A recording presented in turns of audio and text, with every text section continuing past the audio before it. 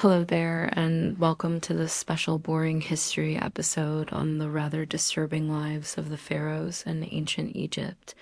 If you're looking for a calming and thought-provoking historical story to carry you off to dreamland, you've come to the right place. Before we begin our journey back in time, I'd love to know where in the world you're listening from and what time of day it is for you right now. Feel free to leave a comment and say hello, and if you enjoy this type of relaxing, educational content, be sure to hit that subscribe button so you never miss an episode. Alright, let's set the stage, shall we? Imagine a land of golden deserts, lush river valleys, and monumental temples and tombs that pierce the vivid blue sky. A civilization that endured for over 3,000 years. Leaving an indelible mark on human history. At the center of it all were the pharaohs, the divine rulers who wielded immense power and prestige, but behind the glittering facade of riches and royalty, the lives of these god-kings were often steeped in darkness, obsession, and shocking practices that may be hard for us to fathom today. Over the next hour or so, we'll be diving deep into the fascinating and often unsettling world of ancient Egyptian pharaohs. Will explore their opulent daily lives, inside sprawling palace complexes, their tangled webs of royal relationships and rivalries, and their unshakable belief in their own divinity. We'll also confront the pharaohs' fixation on death and the afterlife, which drove them to construct ever more elaborate tombs and funerary temples, and even led some to engage in the chilling practice of human sacrifice. By the end of our journey, we'll have encountered influential figures like Hatshepsut, Akhenaten, King Tut, and Ramses II, and trace the captivating mysteries modern archaeologists are still unraveling about their lives and times. It's a story of power, magic, obsession, and eternal legacies that have enthralled the world for centuries. So dim, the lights settle in and let the intrigues of ancient Egypt softly whisk you away on the wings of history. But before we fully immerse ourselves in the distant past, let's first zoom out and take an ancient Egyptian civilization at its height. Stretching from around 3100 CE to 30 BCE, ancient Egypt was one of the first and longest lasting complex societies in human history. The kingdom was born when King Menes unified the disparate tribes of the lush Nile Valley into a single state, taking advantage of the rivers, fertile floodplains to fuel an agricultural revolution that would be the envy of the ancient world over the centuries. Egypt grew into a powerhouse of wealth, culture, and influence, its lands stretching from the Mediterranean Sea to deep into Nubia. In the south, the pharaohs presided over a centralized state with a sophisticated bureaucracy, groundbreaking technological advancements like the ox-drawn plow and sailboats, and a rich culture that produced timeless works of art, architecture, and literature. The Egyptians developed one of the world's earliest writing systems in the form of hieroglyphics, as well as a 365-day calendar that tracked the annual flooding of the Nile with uncanny precision. But perhaps their most visible and enduring achievements were the colossal monuments they left behind: the Great Pyramids, sprawling temple complexes, and subterranean tombs honeyed into cliff sides. These awe-inspiring feats of engineering served to project the godlike power and prestige of the pharaohs, while also hinting at the depths of their obsession with death and eternity. For the pharaohs, this earthly life was but a prelude to a glorious and well-provisioned immortality, and they would bend immense resources and human capital to securing their share of forever. At the center of this remarkable civilization were the pharaohs themselves, the divine kings who ruled as the living embodiment of the god Horus on earth. The pharaoh was the supreme authority in all matters of state, religion, and war, wielding a level of power and influence that would be almost unimaginable today. He, or in rare cases, she, was responsible for maintaining order and balance in the cosmos, placating the gods with rituals and offerings, and ensuring the prosperity and protection of the Egyptian people. But this exalted status came with a dark side, as well as we'll soon discover. The pharaohs were bound by an intricate and often brutal web of rituals, superstitions, and obligations that governed every aspect of their lives and deaths, from the incestuous marriages they contracted to keep the royal bloodline pure to the servants and pets they took with them into the grave, to the shocking acts of deification and human sacrifice. Some pharaohs engaged in the lives of these divine rulers were often steeped in as much darkness as light. So as we set off to explore the private lives and enduring legacy of some of history's most iconic and influential rulers, brace yourself for a journey into the captivating, beguiling, and at times disturbing world of the pharaohs of ancient Egypt. Let's begin by imagining a day in the life of a pharaoh at the height of the New Kingdom around 1500 BCE. Dawn breaks gently over the shining limestone walls of the pharaoh's sprawling palace complex at Thebes. The king and his entourage, aroused from their sleep by the soft sound of blind musicians serenading the sunrise, as barefoot servants pad silently through torchlit halls bearing trays of delicacies to break the royal fast. In the palace's colonnaded courtyards, songbirds flit among lush gardens and burbling fountains as tamed baboons and lion cubs lounge in the shade. The pharaoh emerges from his bedchamber, accompanied by a series of body servants who have spent the last hour attending to his elaborate grooming regimen. They've shaved his head and body silky smooth to stave off lice, lined his eyes with striking kohl and green malachite, and anointed his limbs with fragrant oils and perfumes. Gold and electrum gleam at his throat and wrists, while an exquisite crown in the shape of a falcon encircles his brow, a symbol of his divine kinship with the god Horus. Thus arrayed in all his finery, the living god strides forth to begin his packed schedule of daily duties and devotions. First on the agenda is a visit to the palace shrine to make offerings and libations to the chief gods: Re, the sun god; Osiris, the god of the underworld, and the pharaoh's own deified ancestors. Chanting priests fill the incense-perfumed air with hymns and prayers as the king prostrates himself before the serene, painted gazes of the gods. With his religious obligations discharged, the pharaoh convenes his council to hear petitions, dispense judgments, and consult on affairs of state. Seated on a golden throne, he listens as his vizier reads out the day's business: boundary disputes to settle trade agreements, to negotiate construction projects, to oversee, though he solicits advice from his most trusted courtiers. The final word on all matters ultimately rests with him. The day wears on, and a blur of ceremonies and spectacles designed to awe the populace and reinforce the pharaoh's divine right to rule the king processes through the city in a magnificent chariot, the cheers of his subjects rising like a wave as he showers them with gifts of golden grain. He officiates over the ritual opening of a new temple, driving in the first peg with a golden mallet as priests chant incantations to seal the sacred space.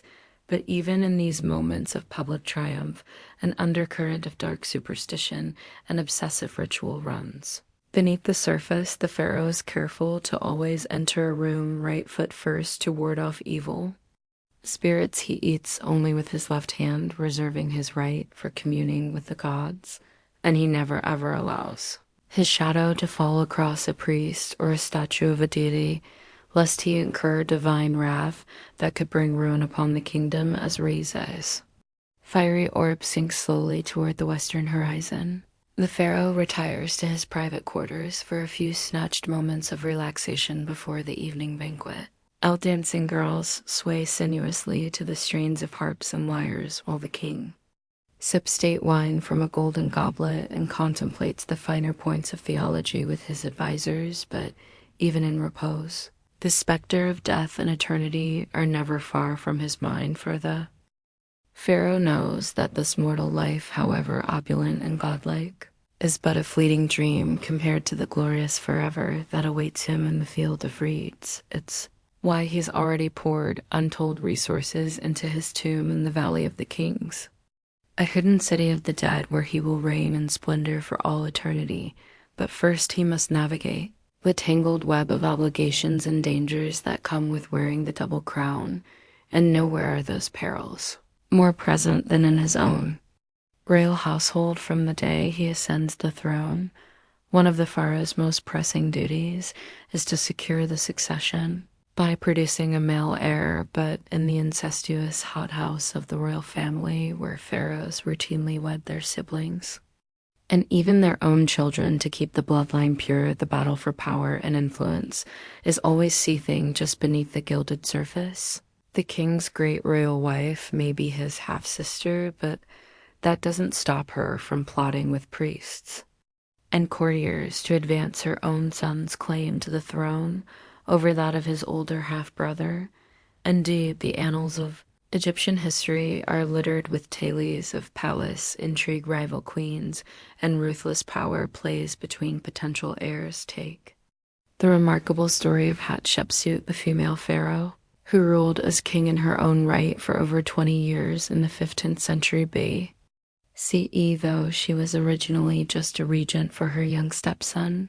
Thutmose III Hatshepsut slowly consolidated power, adopting all the masculine trappings of kingship, and even depicting herself with a beard in official artwork. Or consider the shocking tale of the heretic pharaoh Akhenaten, who appended centuries of religious tradition by proclaiming the sun Desketanen as the one true god and outlawing the worship of all others. In his religious zeal, Akhenaten even changed his name from Amenhotep IV to reflect his devotion to Aten, moved the capital to a remote desert city, and persecuted the powerful priests of Amen. His reign was plagued by palace conspiracies and ended in disaster, with his young son Tutankhamun left to pick up the pieces. But perhaps the most disturbing example of how the pharaoh's godlike power could be abused is the practice of human sacrifice that was once disturbingly common in ancient Egypt. Archaeologists have unearthed numerous so-called retainer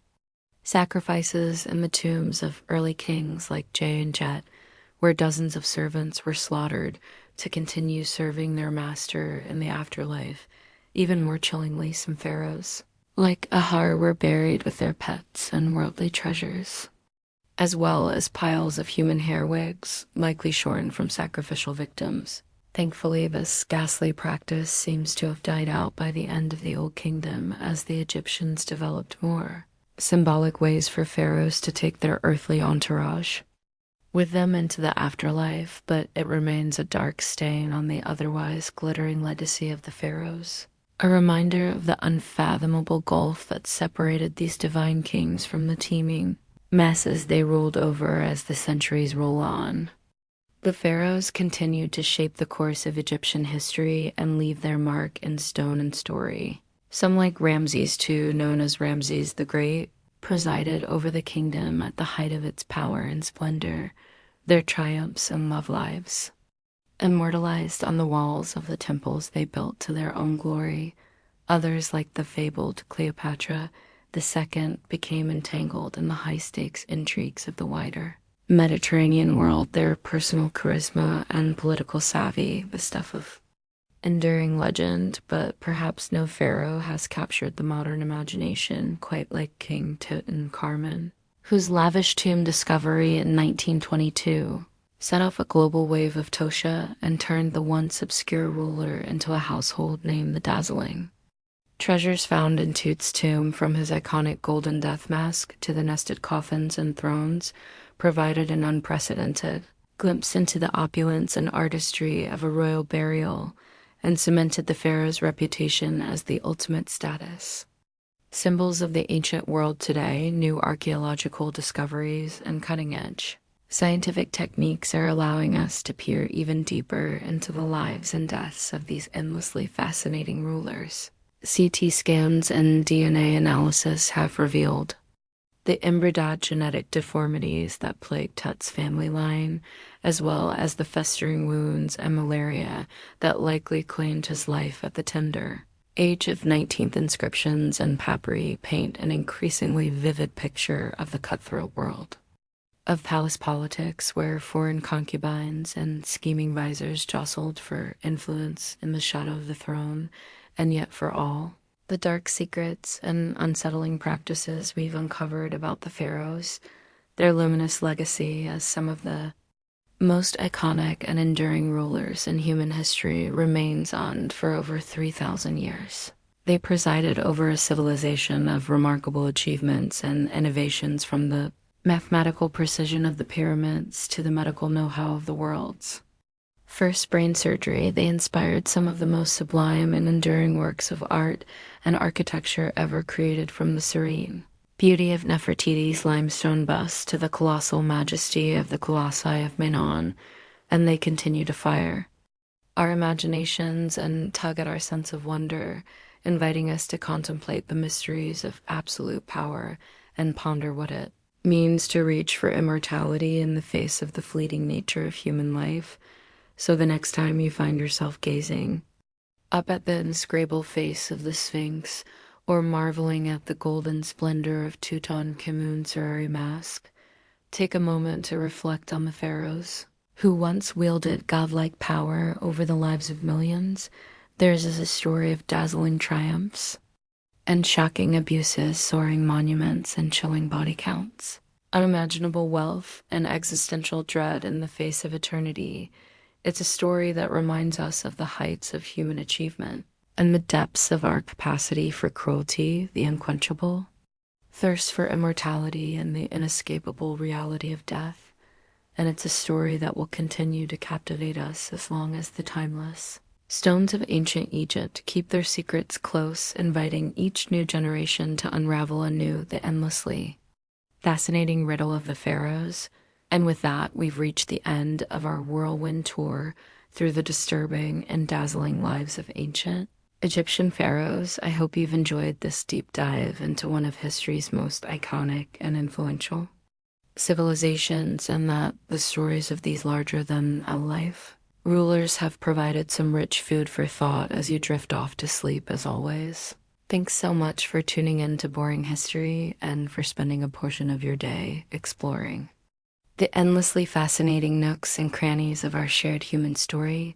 If you've enjoyed this immersive journey into the distant past, I'd be thrilled if you could hit that subscribe button and leave a comment sharing your thoughts on the pharaohs and their fairy-acking legacy. Until next time, sweet dreams, and may your reveries be filled with the golden light of the eternal sun disk, the lush reeds of the field of reeds, and the whispered secrets of the kings and queens who once ruled as living gods over the shimmering sands of ancient Egypt. Good night. As we've seen, the pharaohs of ancient Egypt lived lives of opulence and grandeur, almost unimaginable today, but behind the glittering facade of golden gods lay a darker reality, one of unchecked power, mystical obsessions, and the ever-present specter of death, perhaps.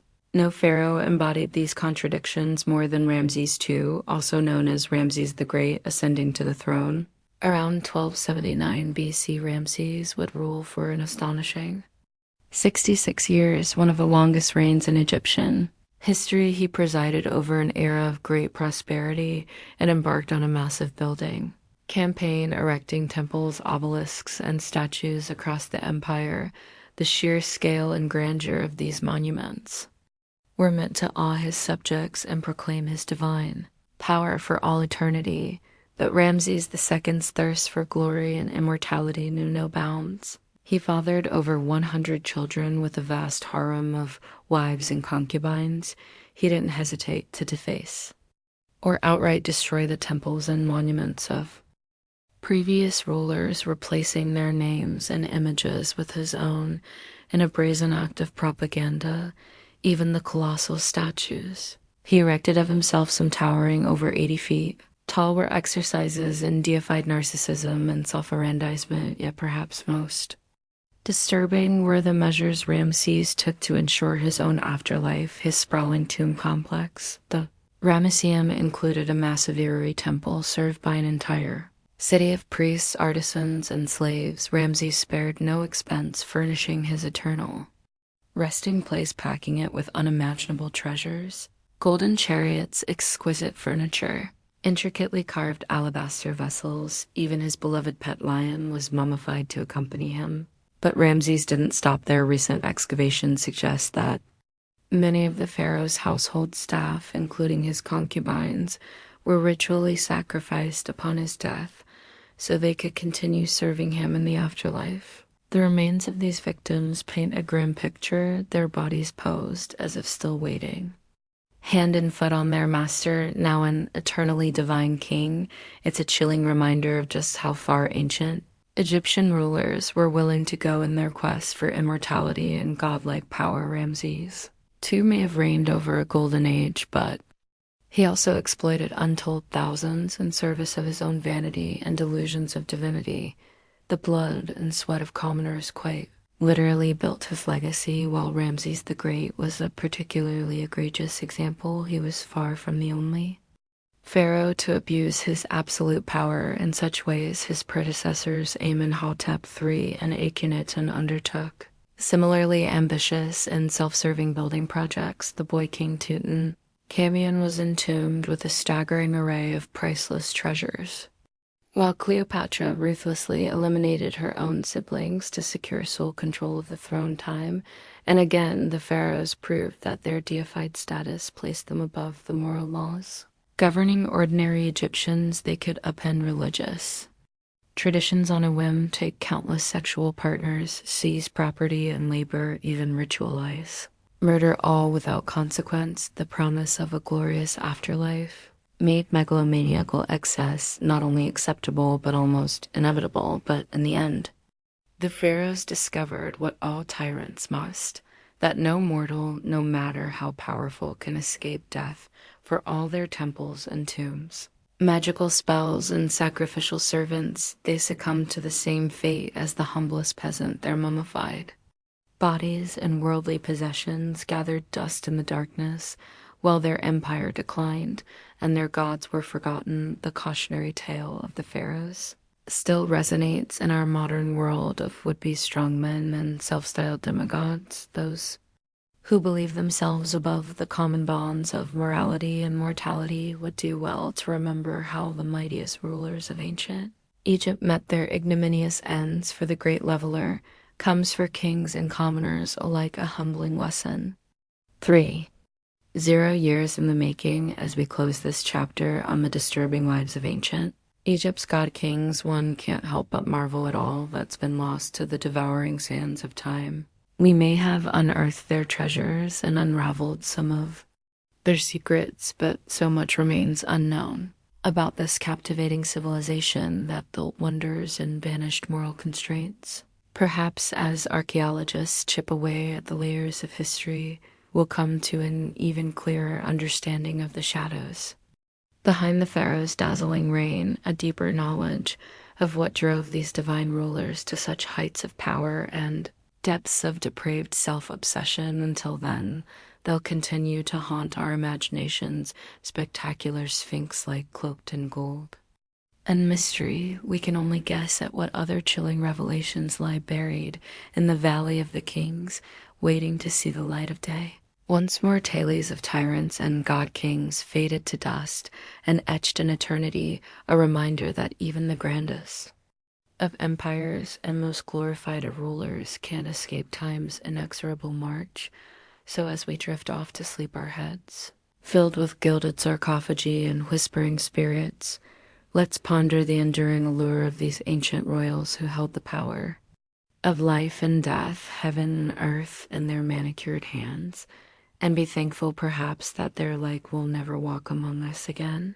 Divine, decadent, and undone by their own towering egos, the next morning would see the pharaoh embark on his daily routine of religious duties and governing. He would first bathe in a sacred pool or be cleansed with holy water by priests, a ritual believed to purify both body and spirit. The pharaoh was then dressed in the finest linens adorned with regal symbols, like the double-crowned scepter and crook, each item held deep, meaning the crook representing his role as shepherd of his people, the flail his authority to punish enemies of Egypt. But even these mundane morning tasks were imbued with layers of spiritual significance. Every movement was like a carefully choreographed dance, governed by the strict rules of the cosmic order that held the universe together.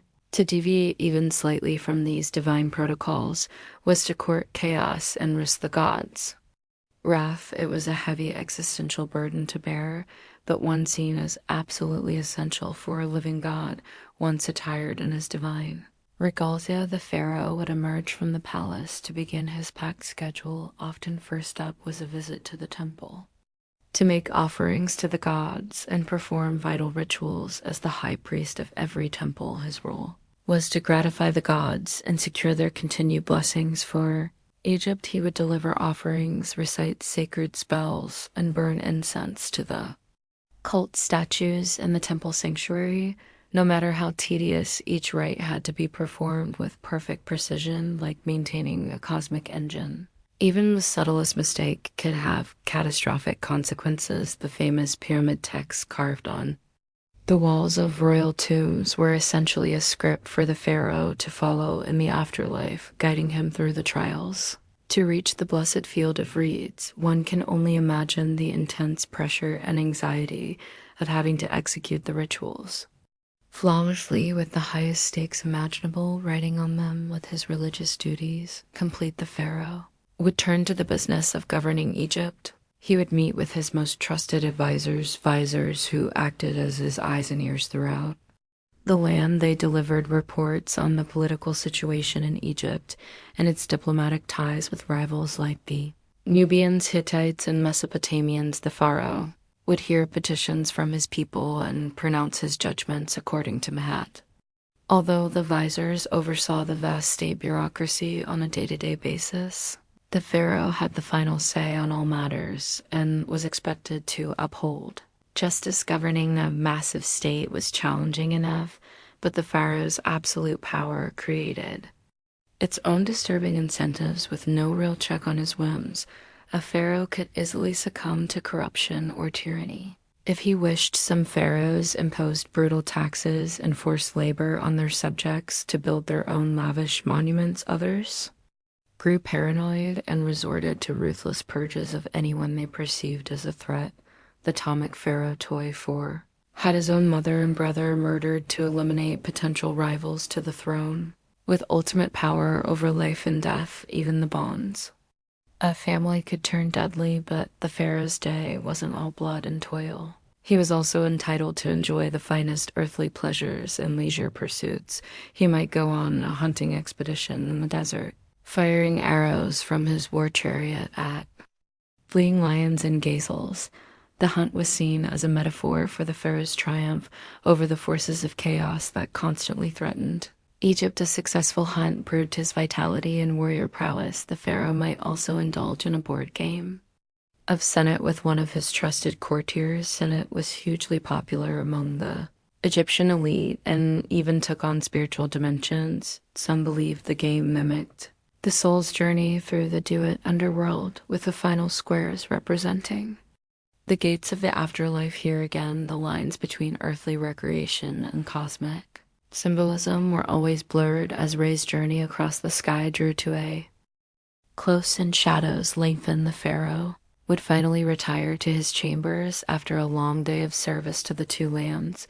But even in rest, his divine duties never ceased. The pharaoh's sleep was believed to mystically merge his bar soul with the sun god, renewing his divine life force. It was a time of strange visions and communion with the gods, not mere repose. Enigmatic dream books have survived that were used to help interpret the pharaoh's dreams and discern divine messages in them.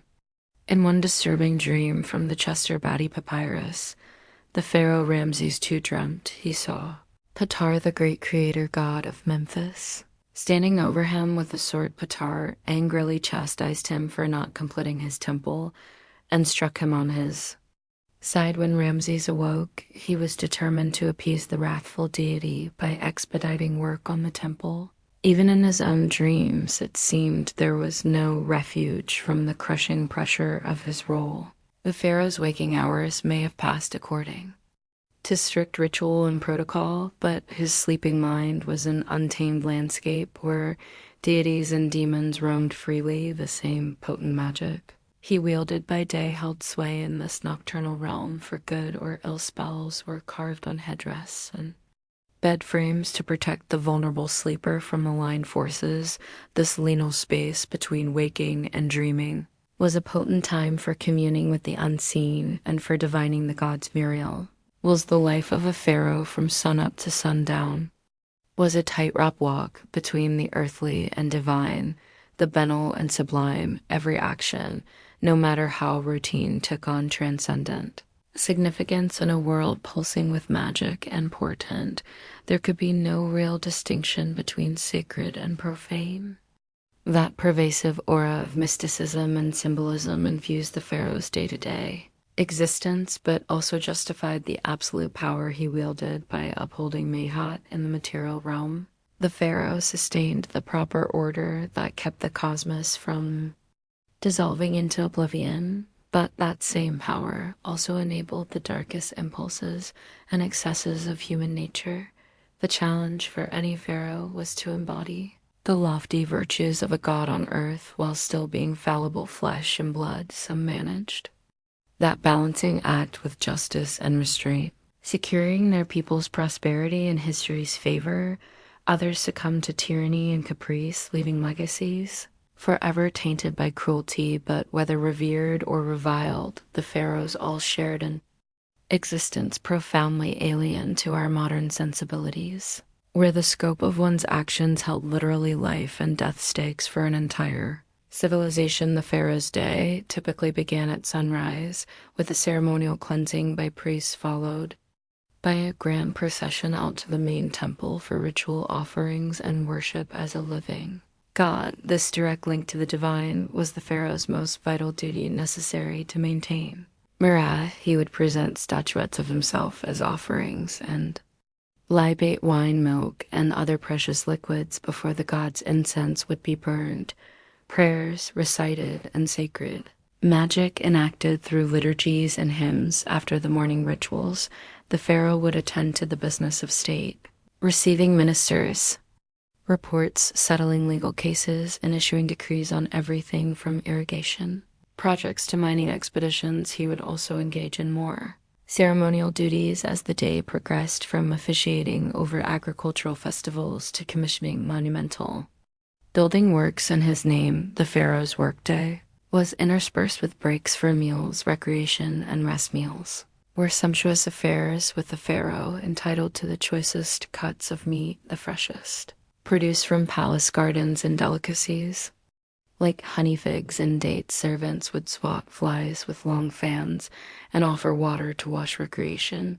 might include hunting, board games like Senate, or watching performances by musicians, dancers, and acrobats. Some pharaohs enjoyed swimming in palace pools or taking a langangerous barge ride down the Nile.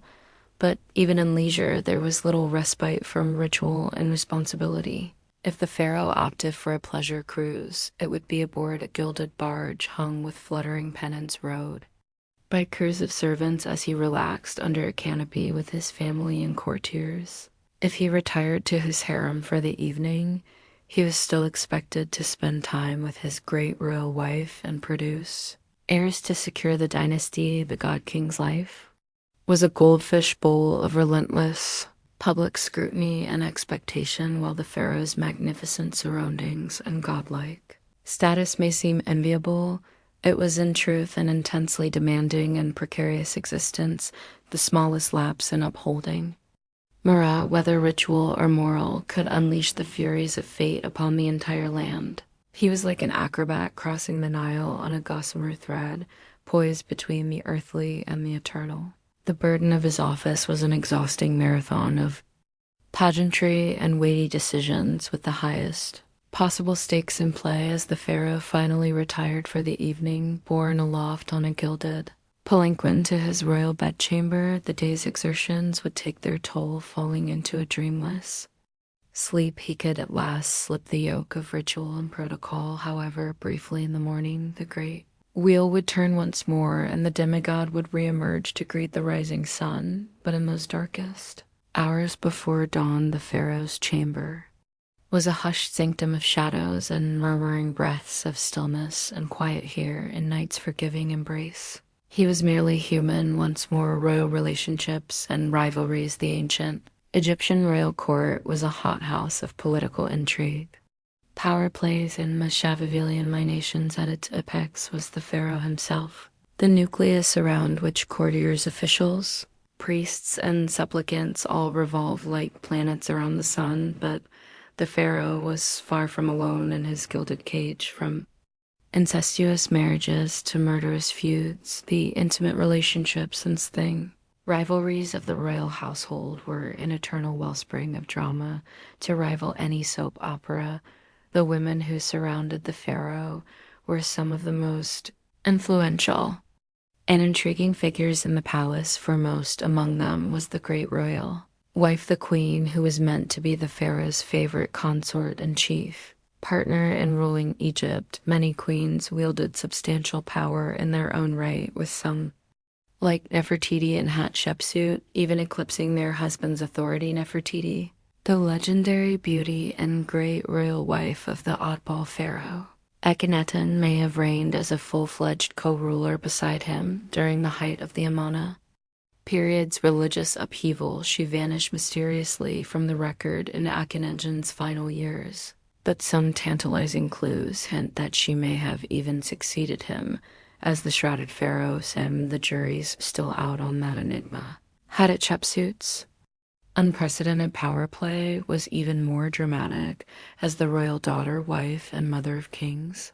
Hatshepsut was uniquely poised to make her move when her young stepson, Thutmose II, inherited the throne, first serving as his regent. Hatshepsut soon assumed the full titles and regalia of a king in her own right, dropping the feminine endings from her royal name for over 2 decades. Egypt had a female pharaoh and all, but anatomy dominating a time of immense prosperity and monumental building. Only after her death did Thutmose III emerge from the shadow of his formidable stepmother, but being the pharaoh's chief wife and queen was no guarantee of an easy life in a polygamous palace. The queen always had to stay on her toes to maintain her influence and guard against rivals.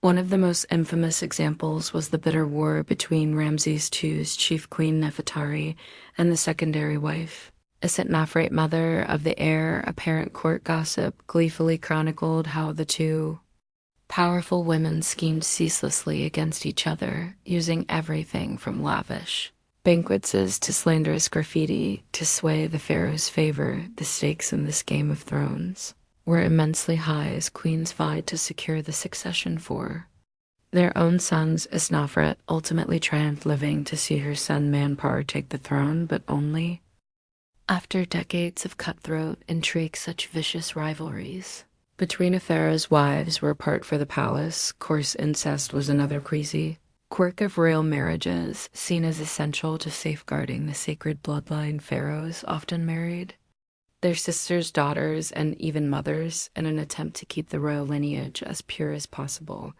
The Greek Ptolemaic dynasty took this to extremes with the family tree, nodding back on itself in a style tangle of repeated incestuous unions. Cleopatra, the most famous toy of all, was actually the product of at least 3 generations of uninterrupted brother marriages. Her family seemed to be competing to rack up the most convoluted incestuous relationships with uncle, niece, and even double sibling matches thrown in for good measure. Ironically, all this incestuous inbreeding may have produced the genetic quirks and mental instability that ultimately doomed the dynasty, but incest in the royal family wasn't just a Ptolemaic phenomenon. It was an age-old custom dating back to the mythical origins of Egyptian kingship itself.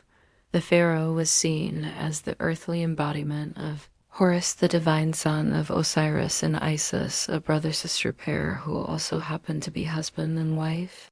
By emulating the gods' incestuous marriage, the pharaoh was upholding the cosmic order and literally following in the footsteps of the gods, of course. Such sibling marriages must have taken a heavy toll both psychologically and genetically. Famous Tutankhamun was the sickly, short-lived product of an incestuous match between Akhenaten and his sister. His congenitally deformed foot and cleft palate point to the deleterious effects of inbreeding, but to the ancient Egyptians' purity of blood was far more important than genetic diversity. Incest was therefore not a taboo, but a sacred tradition of rivalries. Between wives were vicious, those between potential heirs could be downright murderous. Primogeniture was not a hard and fast rule in ancient Egypt, meaning that any son or even daughter of the pharaoh could potentially make a play for the throne. This often led to cutthroat power struggles and grim succession crises as rival princes schemed to eliminate their competitors. One notorious example was Amenhotep, the founder of the powerful 12th dynasty and advisor to the previous king. Amenhotep launched a successful coup and had himself crowned as the new pharaoh. But his reign was plagued by constant conspiracies and assassination. Attempts as rival factions jockeyed for power, his own harem even launched a shadowy plot against his life, creeping into the royal bedchamber with daggers. Amenhotep only survived by the intervention of his loyal guards, fighting them off nearly. Naked, so shaken was Amenhotep by his brush with death that he took the unprecedented step of crowning his son, Senes, as Pharaoh during his own lifetime. By securing the succession early, Amenhotep aimed to stave off further intrigues and smooth the transfer of power. Realpolitik trumped tradition. Amenhotep's instructions to his son, a treatise on effective kingship, reflect his embattled cynicism. Be on your guard against all subordinates, because you cannot be sure who is plotting against you. Perhaps the ultimate example of a royal rivalry turned deadly was the grim fall of Ramses III, the last great pharaoh of the New Kingdom. Court records paint a sordid picture of a geriatric pharaoh with a harem of hundreds riven by factionalism. As rival wives schemed to put their sons on the throne, one wife, Tyr, hatched an audacious plot to assassinate Ramses and crown her son Pentuer in a coup. The conspiracy was uncovered at the 11th hour, but not before a bloody skirmish between guards loyal to Ty and those protecting the pharaoh. In the end, Ramses' own throat was slit, likely by an assassin who wormed his way into the royal harem. The king lingered just long enough to appoint his designated heir and round up the ring leaders of the failed coup. In a grisly epilogue, the chief conspirators were forced to commit suicide, while the hapless Pentuer was brutally executed and denied proper burial.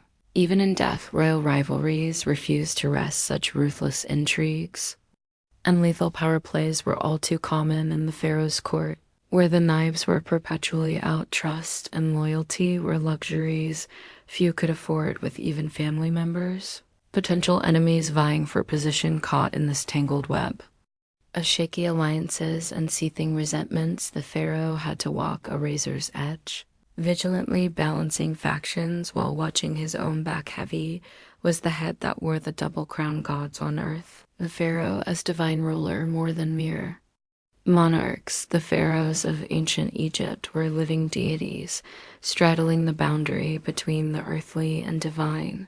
Each pharaoh was seen as the embodiment of Horus, the falcon-headed sky god, and the son of the great sun god Re, as the practice of retainer sacrifice, also known as retainer burial, was one of the most chilling customs in ancient Egypt. The idea was that servants, both human and animal, who attended the pharaoh in life would continue to serve him in death and the afterlife. This was seen as an honor to accompany one's king for eternity, but to our modern sensibilities, it's a staggering loss of life in the name of royal luxury. Some of the earliest evidence of retainer sacrifice comes from subsidiary graves around the royal tombs of the first dynasty pharaohs at Abydos. These subsidiary graves contain the remains of servants, as well as food, furniture, jewelry, and tools, all the things deemed necessary to serve the pharaoh in the afterlife.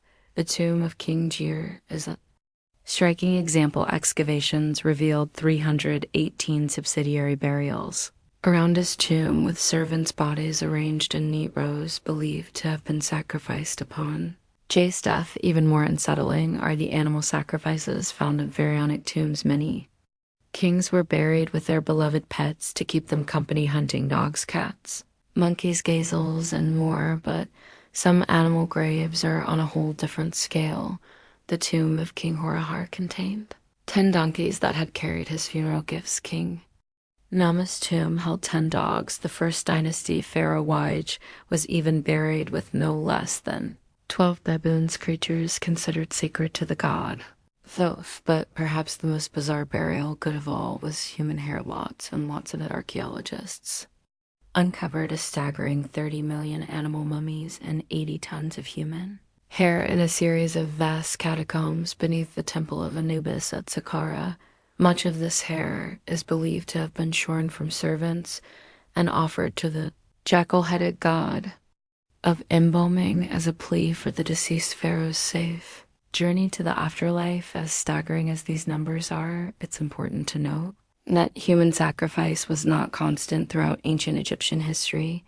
It seems to have been practiced only in the early dynastic period, phasing out as mummification and more symbolic burial goods took precedence by the time of the New Kingdom. Human sacrifices had disappeared, replaced by shoppy figurines meant to magically come alive and act as servants in the afterlife. Still, those early royal tombs with their grim galleries of subsidiary burials leave a lasting and haunting impression. They speak to the absolute power of the pharaohs and the value placed on their post-mortem comfort. Above all else, even in death, the pharaohs commanded the living. Their sacred status meant their journey to the afterlife was all that mattered, no matter how many had to die to ensure it. This is perhaps best summed up by the inscription on the tomb of the 6th dynasty courtier, Veni the Elder. He proudly describes his role in building the royal tomb, saying, "His Majesty sent me to it to bring the sarcophagus with its lid, and the costly august pyramidion for the pyramid called Menorah shines and is beautiful of the queen. I did it all in the completeness and exactness which His Majesty loves." The pharaoh's eternal resting place and the burden of divinity. The pharaoh's eternal resting place was paramount. No expense, effort, or life was spared. However, not all pharaohs clung to these dark sacrificial practices.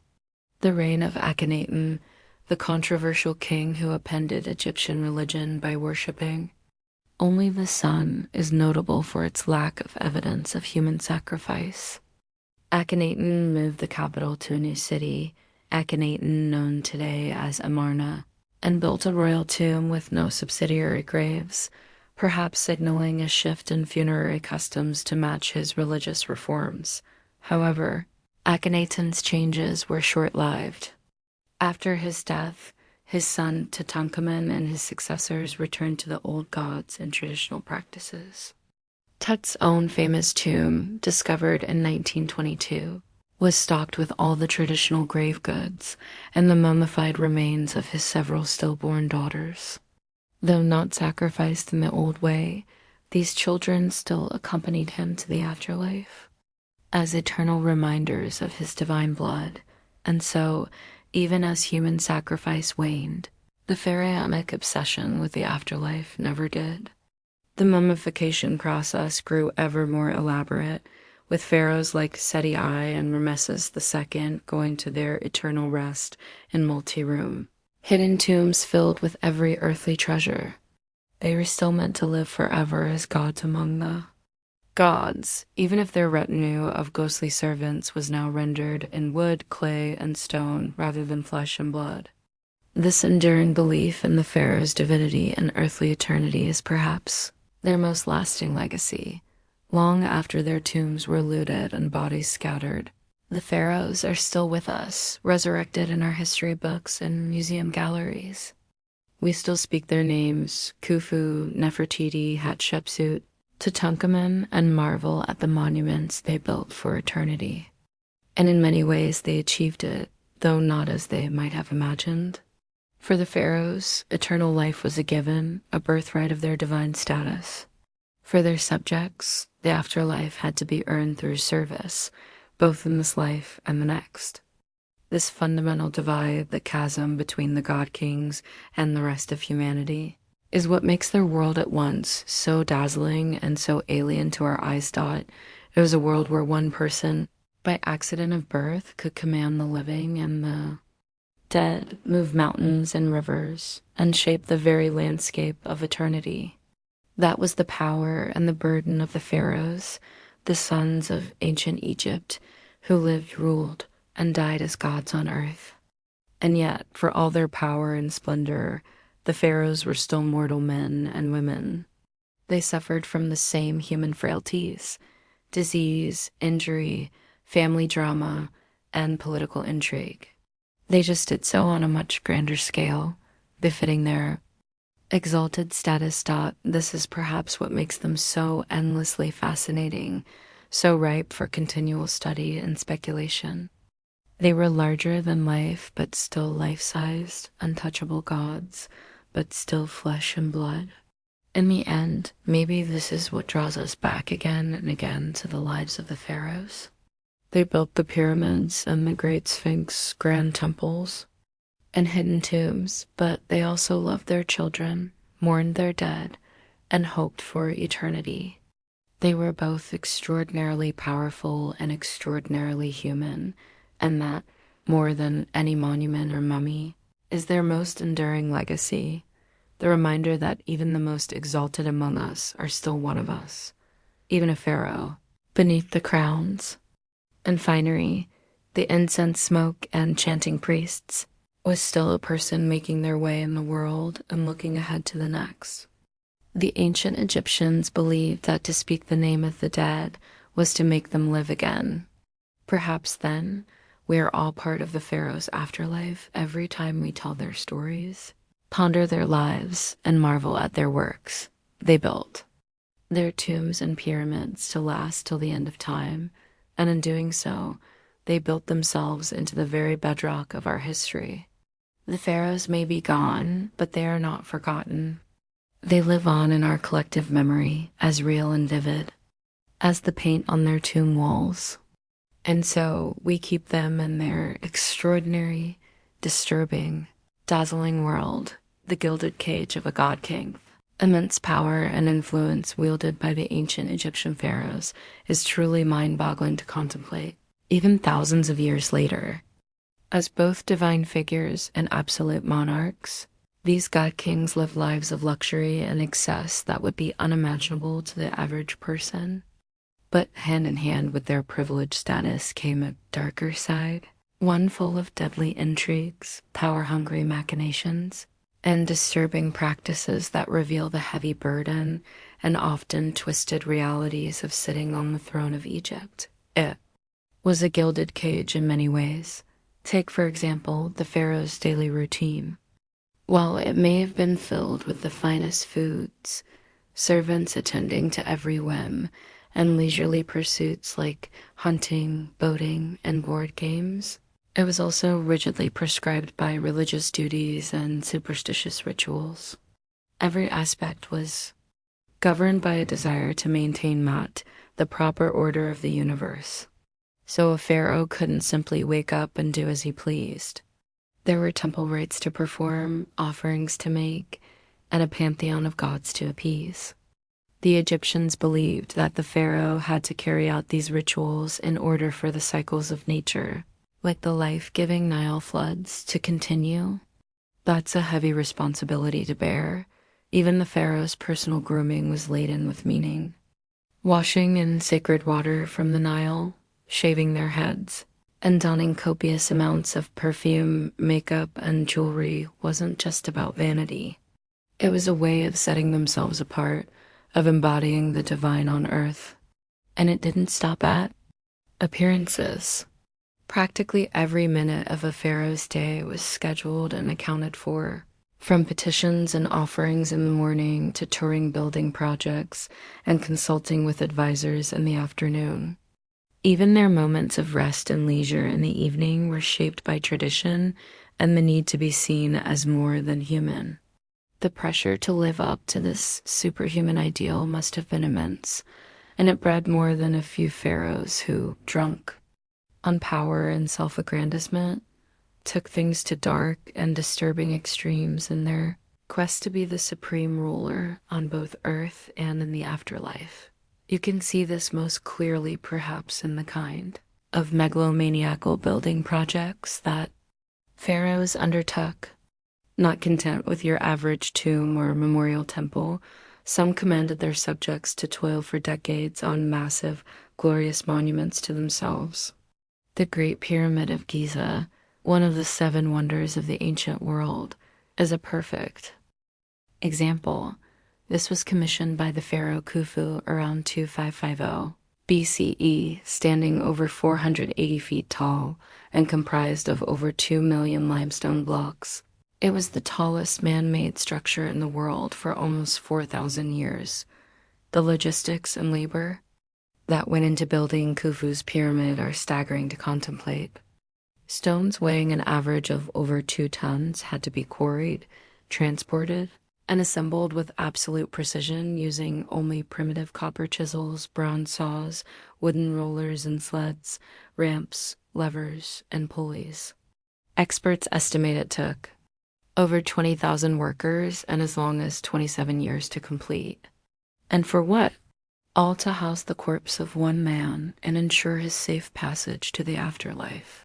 It's an astounding and some would say appalling display of power and self-aggrandizement, not to mention that life was incredibly harsh for the armies of workers who built pyramids like Khufu's. They may not have been slaves as popular lore often suggests, but the backbreaking work took a serious toll. Scans of skeletal remains from the workers' cemetery show high rates of arthritis, injuries, and stress. Pyramid building eventually fell out of favor, perhaps becoming too costly and time-consuming even for the pharaohs. But the rich and powerful still found other ways to flaunt their wealth in the face of death. Take King Tutankhamun, the famed boy king who ruled in the 14th century BCE. While he died young and had a relatively short reign, his golden death, mask and opulent grave goods have become enduring symbols of ancient Egypt's wealth and splendor. When Howard Carter unsealed King Tut's small tomb in 1922, he found room after room stuffed to the brim with a dazzling array of over 5,000 priceless objects, golden shrines, jewel-encrusted chests, intricately carved furniture, chariots, clothes, perfumes, and even food and wine to sustain Tut in the afterlife. The sensational discovery ignited a wave of Tut mania around the world and introduced millions to the glories of ancient Egypt. But it also highlights the phenomenal excess enjoyed by the pharaohs, even the minor ones like Tutankhamun. The dark side of divine power, some rulers took it even further, burying loyal subjects with them to serve them in death as they had in life. This is a practice known as retainer sacrifice, and evidence for it has been found in some of the earliest royal tombs. Going back to the first dynasty around 3000 BCE, in tombs at the royal burial ground of Abydos, archaeologists discovered the remains of court officials, servants, and even dogs arrayed around the pharaoh's sarcophagus and subsidiary graves. It seems these unlucky attendants were sacrificed to continue their duties in the afterlife, a disturbing reflection of how much the pharaoh's power extended beyond the grave. Thankfully, this practice seems to have largely died out by the Old Kingdom period, but the fact that it was ever condoned at all is a chilling reminder of the absolute godlike power ancient Egyptians invested in their kings. Even as mummification techniques became more and more refined in the fabled valley of the kings filled with hidden tombs, the gulf between the pharaoh's eternal comfort and the lot of the average Egyptian couldn't have been starker. While the royals enjoyed gold, jewels, and linen wrappings in the afterlife, most people had to make do with a simple pit grave and a few humble trinkets, if that. The inequality was so stark, it's little wonder that tomb robbing became a constant scourge for Egyptian elites. Still, the promise of eternal life, however luxurious, was one that even the pharaohs couldn't always count on, as the fates of some of the most famous rulers attest. Take Ramesses II, widely regarded as the greatest and most powerful pharaoh of the New Kingdom. His reign, which lasted an astonishing 66 years from 1279 to 1213 BCE, marked the peak of ancient Egypt's imperial power and prosperity. Ramesses II, or Ramesses the Great as he's often known, was a military leader who expanded Egypt's reach in Nubia, Libya, and the Levant. He was also a prolific builder who erected many grand temples, statues, and monuments. But for all his glory in life, Ramesses II didn't exactly get the restful and dignified eternity he probably expected. His mummy has been moved and disturbed countless times over the millennia as tomb robbers, priests, and archaeologists have all had a hand in its fate. When Ramesses's mummy was finally unwrapped in 1886 by Gaston Maspero, the head of the Egyptian Antiquities Service, it was found to be in poor condition. The king's body was broken into pieces, many bones were missing, and a gaping hole in the skull suggested the work of ancient looters. Still, with his long aquiline nose, strong jaw, and shock of white hair, Ramesses was an imposing figure even in death. His mummy is now on display at the National Museum of Egyptian Civilization in Cairo, a far cry from his original resting place in the Valley of the Kings, but no less a potent symbol of his enduring power and mystique. In the end, perhaps, it's this very mystique, this mix of the marvelous and the macabre, the inspiring and the unsettling, that keeps us so fascinated by the pharaohs of ancient Egypt. They were larger-than-life figures who wielded immense power and wealth, but they were also mortal men subject to the same fears, foibles, and fates as the rest of us. Peering into their lives, their triumphs and excesses, their vanities and vulnerabilities, is like holding up a mirror to the human condition. We see the heights to which we can ascend and the depths to which we can sink. We marvel at the ingenuity and artistry of an ancient civilization, even as we recoil at some of its more disturbing practices. The intimate and incestuous lives of pharaohs, for all the darkness and dysfunction lurking behind palace walls, the pharaohs never lost sight of their ultimate obsession, their own divinity and immortality. From the moment they took the throne, every pharaoh was already planning for the moment they would leave it and ascend to join the gods in the eternal afterlife. And no pharaoh undertook this quest for immortality more assiduously or on a grander scale than the builder of the Great Pyramid of Giza. The legendary Khufu, ruling in the 4th dynasty of the Old Kingdom around 2550 BCE, Khufu was the son of the pharaoh Sneferu, who had pioneered pyramid building with his innovative bent and red pyramids. But Khufu was determined to outdo his father and erect a monument that would stand the test of eternity.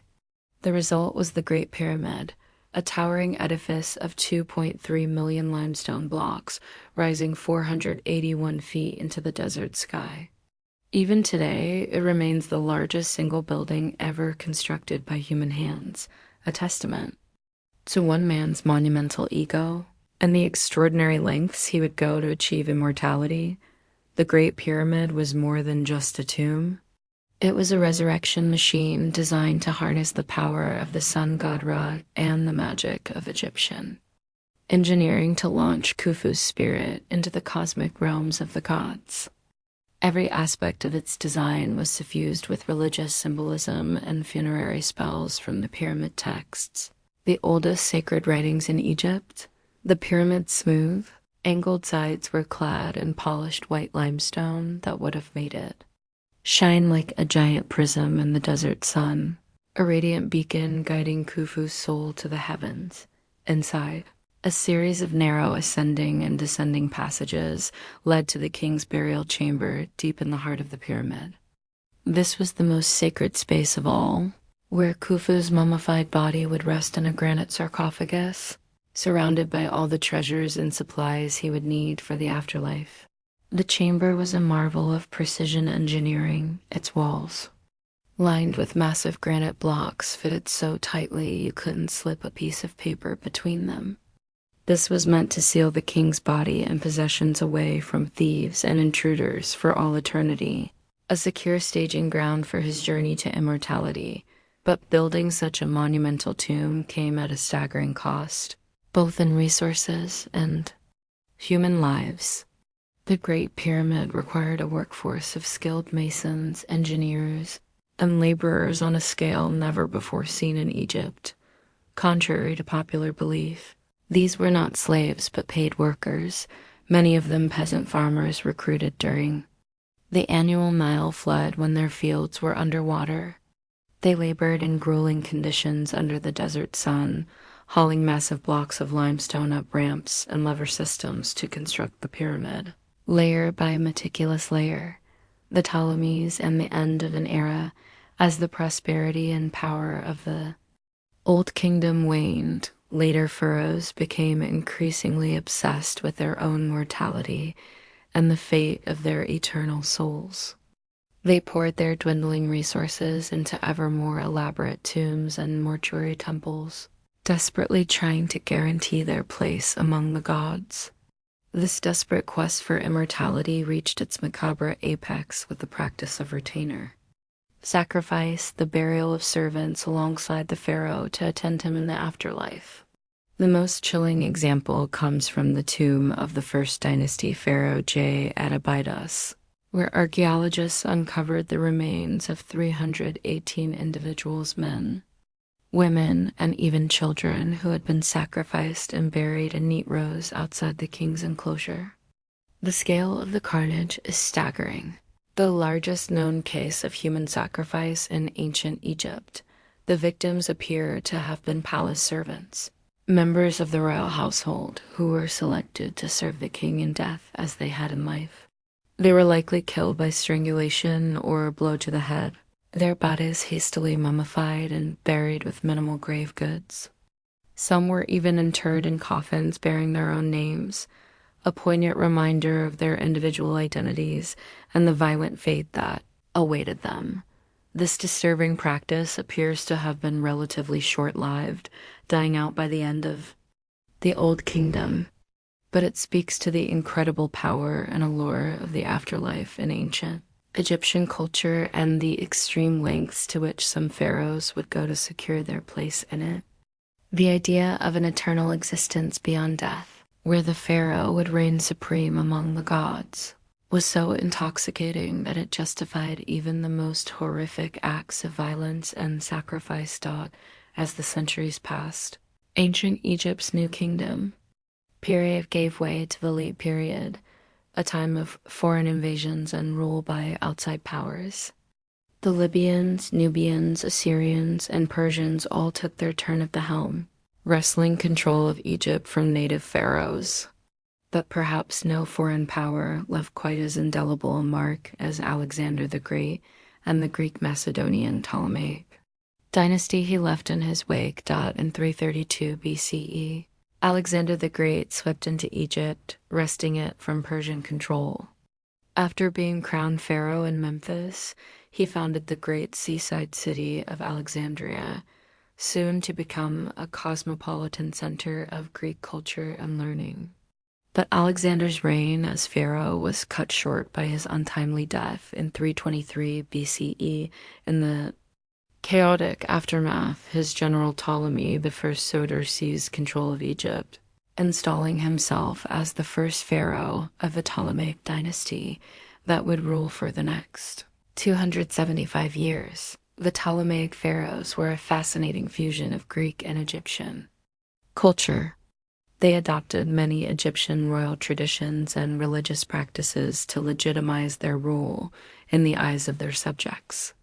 Ptolemy the First's son and successor, Ptolemy II Philadelphus, even instituted worship of the deified Alexander, cleverly positioning the Ptolemies as successors to Alexander's divine rule.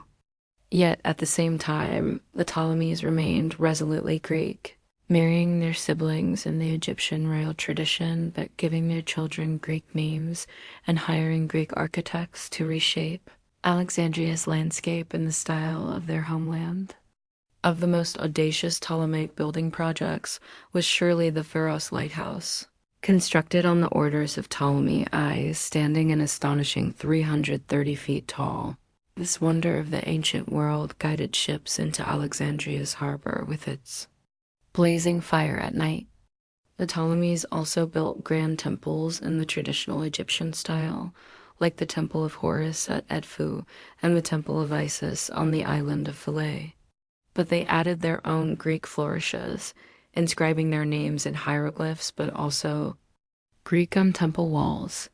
The most famous Ptolemaic pharaoh of all was, of course, Cleopatra VII, the last pharaoh of ancient Egypt. But the Ptolemaic dynasty's notorious incestuous marriages produced more than one ambitious, powerful queen over the centuries. Take Bernice II, wife of Ptolemy III Euergetes.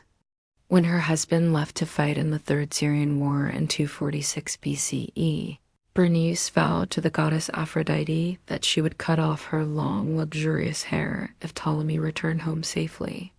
And she made good on her promise, placing her shorn tresses in Aphrodite's temple. The hair later mysteriously vanished, but court astronomer Conon of Samos, perhaps trying to get back in the queen's good graces, claimed that Aphrodite had been so touched by the offering that she placed Bernice's hair in the sky as the constellation Coma Bernice's, or Bernice hair.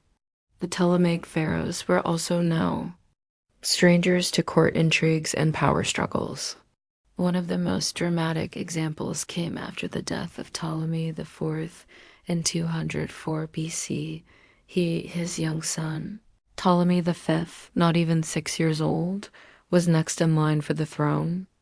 But the boy king's regents, Agathocles and Ctesibius, weren't about to give up their influence and power. They did the unthinkable, having the young pharaoh's mother, Arsinoe, murdered to secure their own positions. The common people who had loved Queen Arsinoe were outraged. When they got wind of the sordid plot, they besieged the royal palace, dragging Agathocles and his family out and lynching them in the street. The grisly scene was a stark reminder that while the Ptolemaic pharaohs styled themselves as god kings, they were all too human and vulnerable to the wrath of their subjects. The lasting legacy of the pharaohs, the Ptolemaic era, was a time when much of the ancient Egyptian culture and religion we know today was compiled and recorded for posterity. The Ptolemies were great patrons of the arts, sciences, and literature. It was at the Great Library of Alexandria that Manetho, an Egyptian priest and historian, wrote his Egyptiaca. This 3-volume work, now largely lost, compiled the first comprehensive list of Egyptian pharaohs and divided their reigns into 30 dynasties, the framework we still use to parse ancient Egyptian. Chronology today. The Ptolemaic dynasty ended with the tragic demise of its most famous queen, Cleopatra VII, in 30 BC, after picking the losing side in the Roman Civil War between Mark Antony and Octavian. Cleopatra took her own life, allegedly by the bite of a poisonous asp. With Cleopatra's death, the long line of divine pharaohs finally came to a close, and Egypt became a province of the Roman Empire. But the 3,000-year legacy the pharaohs left behind still endures. Every magnificent monument, every golden tomb, treasure, every tall tale recorded on temple walls or papyrus scrolls has kept their larger-than-life stories alive. The pharaohs built ancient Egypt into a flourishing civilization that has captured imaginations for millennia and will likely continue to do so for as long as the pyramids still stand. The mystique of the pharaohs lies in how, even at the distance of thousands of years, they still seem to straddle the line between gods and mortals, the natural and supernatural. The truth is, the pharaohs were both extraordinary and all too human. They performed mind-boggling feats of engineering, artistic, and cultural achievement that have rarely been matched. But they could also be petty, superstitious, ruthless, and tyrannical. They were a bundle of fascinating contradictions, chasing immortality while grappling with all the flaws and frailties of being human. So perhaps that's why, for all their power and pomp, the pharaohs still speak to us today. Their outsized lives are like monuments to the human condition itself. The soaring triumphs and the devastating lows that have defined the mortal experience since the dawn of civilization. The life of a pharaoh was one of immense power and privilege, but also one governed by strict religious duties and rituals. From the moment he awoke in his opulent palace, a pharaoh's day was meticulously planned and scheduled with little room for spontaneity or personal indulgence. The pharaoh's morning routine was an elaborate affair, with teams of servants attending to his every need. He would be washed, perfumed, and dressed in fine linens before donning the various crowns and symbols of his divine office. The distinctive double crown, or pshant, combined the white crown of Upper Egypt and the red crown of Lower Egypt, symbolizing the pharaoh's dominion over the unified land. But even in these mundane morning rituals, there was an undercurrent of magic and superstition. The pharaoh's clothing was imbued with powerful symbolism and believed to confer divine protection. Every cosmetic and item of jewelry had deep spiritual significance. Even the pharaoh's daily ablutions were a sacred rite, with priests reciting spells and incantations as sacred water from the Nile was poured over his head. With his regalia in place, the pharaoh would then consume a light breakfast before beginning his packed schedule of daily duties. As the earthly embodiment of the god Horus, one of the pharaoh's most vital roles was as the supreme religious leader of Egypt. He was responsible for maintaining Mat, the cosmic order and balance, through his divine intercession with the gods. This meant that a significant portion of the pharaoh's day was taken up with religious ceremonies and temple rituals. He would make offerings to the gods, perform libations, and recite the necessary incantations to ensure the continued favor of the divine realm. These rituals were not just symbolic, but were believed to have a real and tangible impact on the prosperity and stability of Egypt. But the pharaoh was not just a religious figurehead. He was also the supreme political ruler of one of the most powerful empires of the ancient world.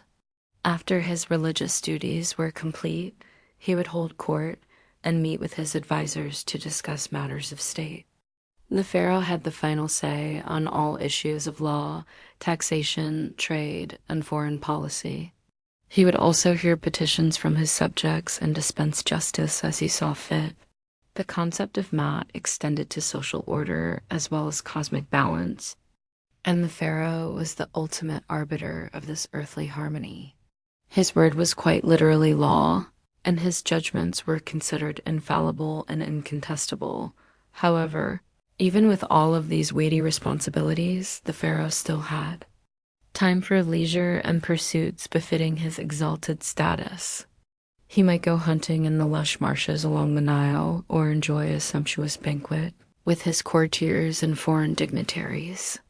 Some pharaohs, like Amenhotep II, were known for their athletic prowess and would showcase their skills in archery or chariot racing. But even in these moments of relaxation, the pharaoh was never truly at ease. His life was governed by a strict code of behavior and a constant awareness of his divine role. Every action, every word, every decision was freighted with meaning and consequence. And beneath the surface of this gilded existence lurked a darker undercurrent of superstition, magic, and brutality. The pharaoh may have been the most powerful man in Egypt, but he was also the most vulnerable to the capricious whims of the gods and the machinations of his enemies. Jealous rivals, both within the royal family and among the nobility, constantly plotted and schemed to overthrow him. Sorcerers and magicians employed curses and hexes to bring about his downfall. Even the common people, though they revered the pharaoh as a living god, could turn against him if they felt he had failed in his divine duties to protect against these myriad threats. Both real and supernatural, the pharaoh relied on a complex web of magic and ritual. He wore amulets and talismans imbued with protective spells, and his food and drink were tested for poison by trusted servants. His palace was warded against evil spirits, and his bedchamber was guarded by the most loyal and fearsome of his warriors. But even with all of these precautions, the life of a pharaoh was a precarious one. The annals of Egyptian history are filled with the stories of pharaohs who met untimely and often gruesome ends, from assassination and warfare to disease and dark sorcery. In the end, the pharaoh was as much a prisoner of his divine role as he was its beneficiary. For all of his power and privilege, he was ultimately a slave to the crushing weight of tradition, superstition, and the unyielding expectations of his gods and his people. The life of a pharaoh was indeed a gilded cage, opulent and glittering on the outside, but constricting and suffocating within. And yet, for all of its dangers and drawbacks, the allure of the pharaonic throne endured. The pharaoh's crown, a gilded burden, the pharaonic crown was an irresistible one. The chance to wield such godlike power, to shape the course of an empire, to have one's name etched into eternity, these were temptations that few could resist. And so the cycle continued from one pharaoh to the next, each one striving to outdo his predecessors in grandeur and glory, even as the shadow of mortality and the fickle favor of the gods loomed ever larger. Such was the burden and the blessing of the pharaohs, the god-kings of ancient Egypt, whose lives and legacies continue to fascinate and enthrall us to this day. But the pharaonic crown was a heavy one, both literally and figuratively. The great golden headdresses and crowns worn by the pharaohs could weigh up to 5 pounds, a physical reminder of the weighty responsibilities they carried. And for all of their divine status and earthly power, the pharaohs were still mortal, men subject to the same fears, frailties, and vices any other. Perhaps nowhere was this more evident than in the royal court, where the pharaoh was surrounded by a vast retinue of family, advisors, courtiers, and servants.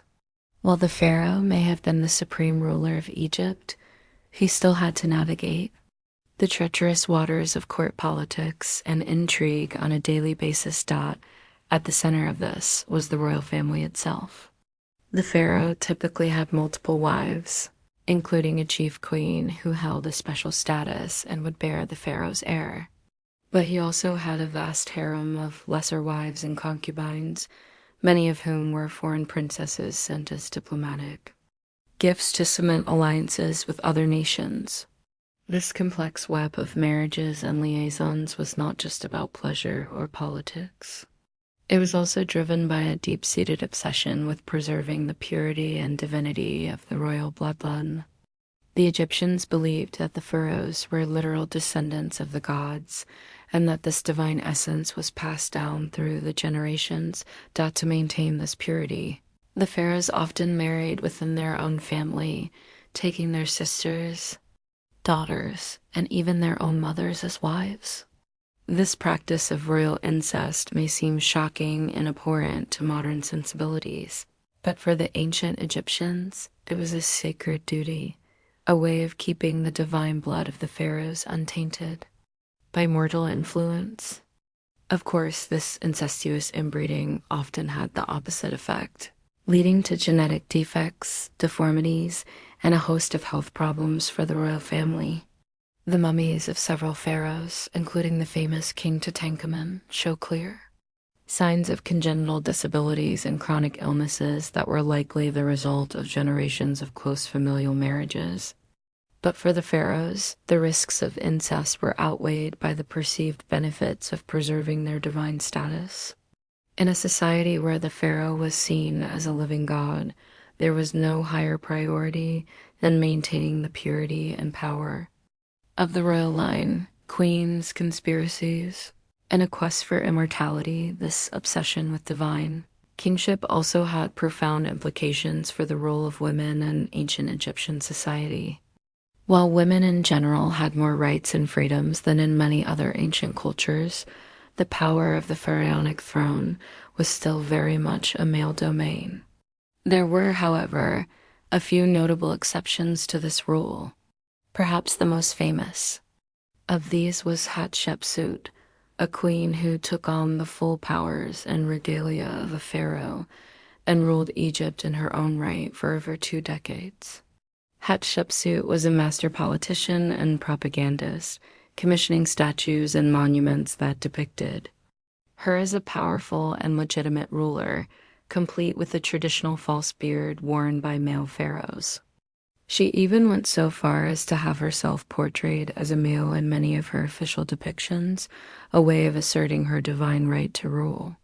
But Hatshepsut's reign was the exception rather than the rule, and her successor, Thutmose III, went to great lengths to erase her memory and her monuments after her death. For the most part, the divine kingship of the pharaohs remained a strictly masculine affair, with women relegated to supporting roles as queens, mothers, and daughters. This gender imbalance also extended to the royal succession, which was often a bloody and brutal affair. While the pharaonic crown typically passed from father to son, there was no formal system of primogeniture, and rival princes and factions would often vie for power in the event of an unclear or contested succession. These power struggles could turn deadly, with rivals resorting to assassination, exile, or outright civil war to seize the throne.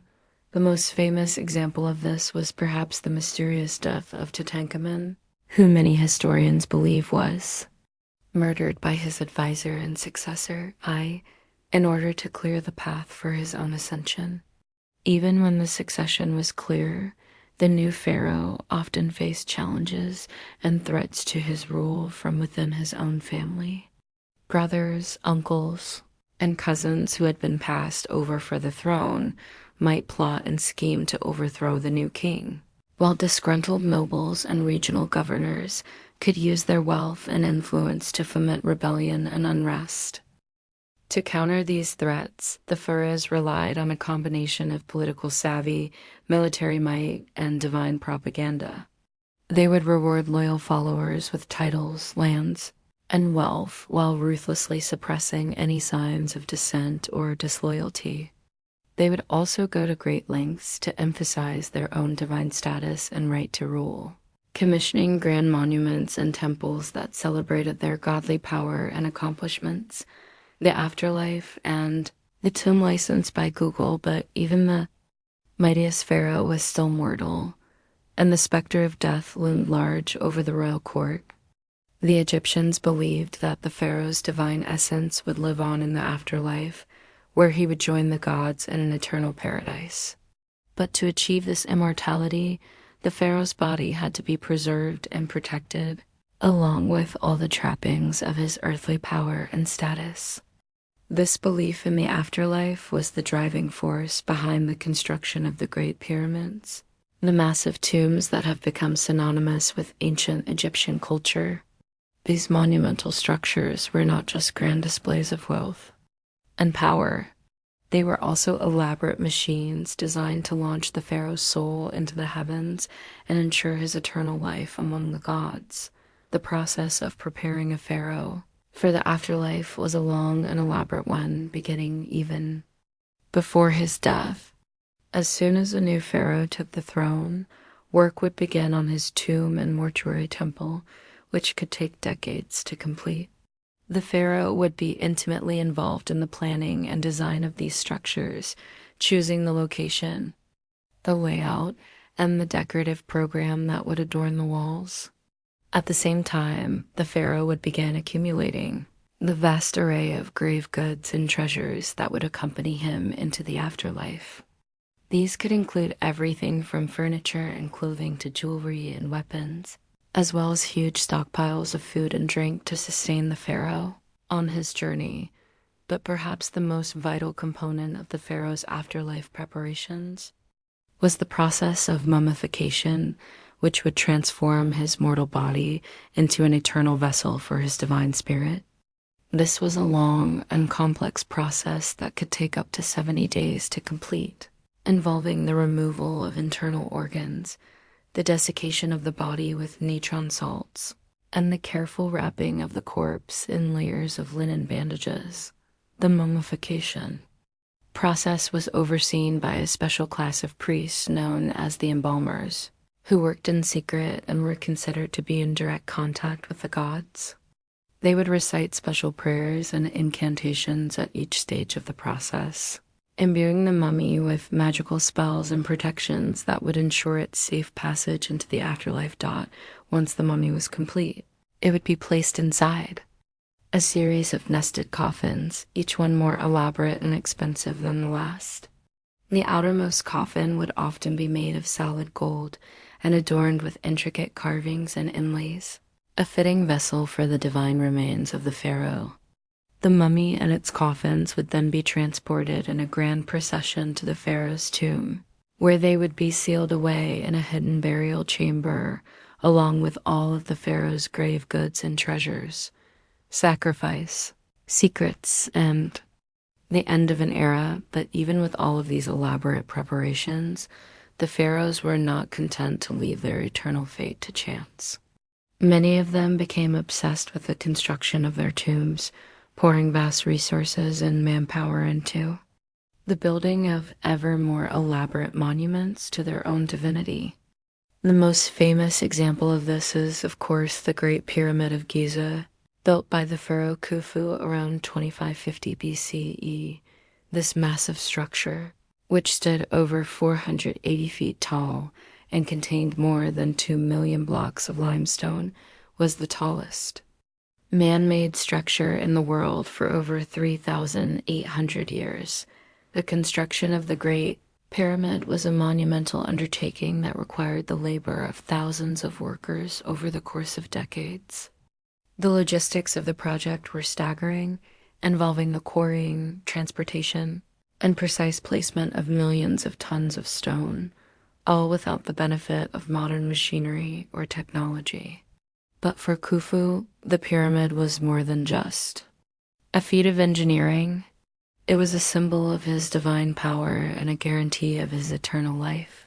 The pyramid was designed to align with the stars, with shafts pointing towards the constellations of Orion and Sirius, which the Egyptians believed to be the celestial homes of the gods Osiris and Isis.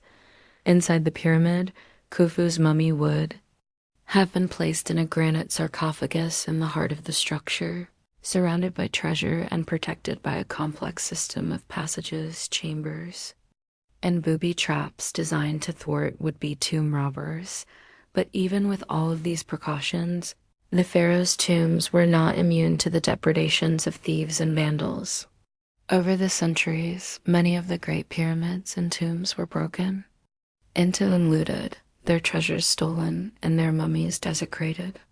This was a fate that befell even the most famous of the pharaohs, including Tutankhamun, whose tomb was discovered largely intact in 1922, but had still been entered and robbed at least twice in antiquity.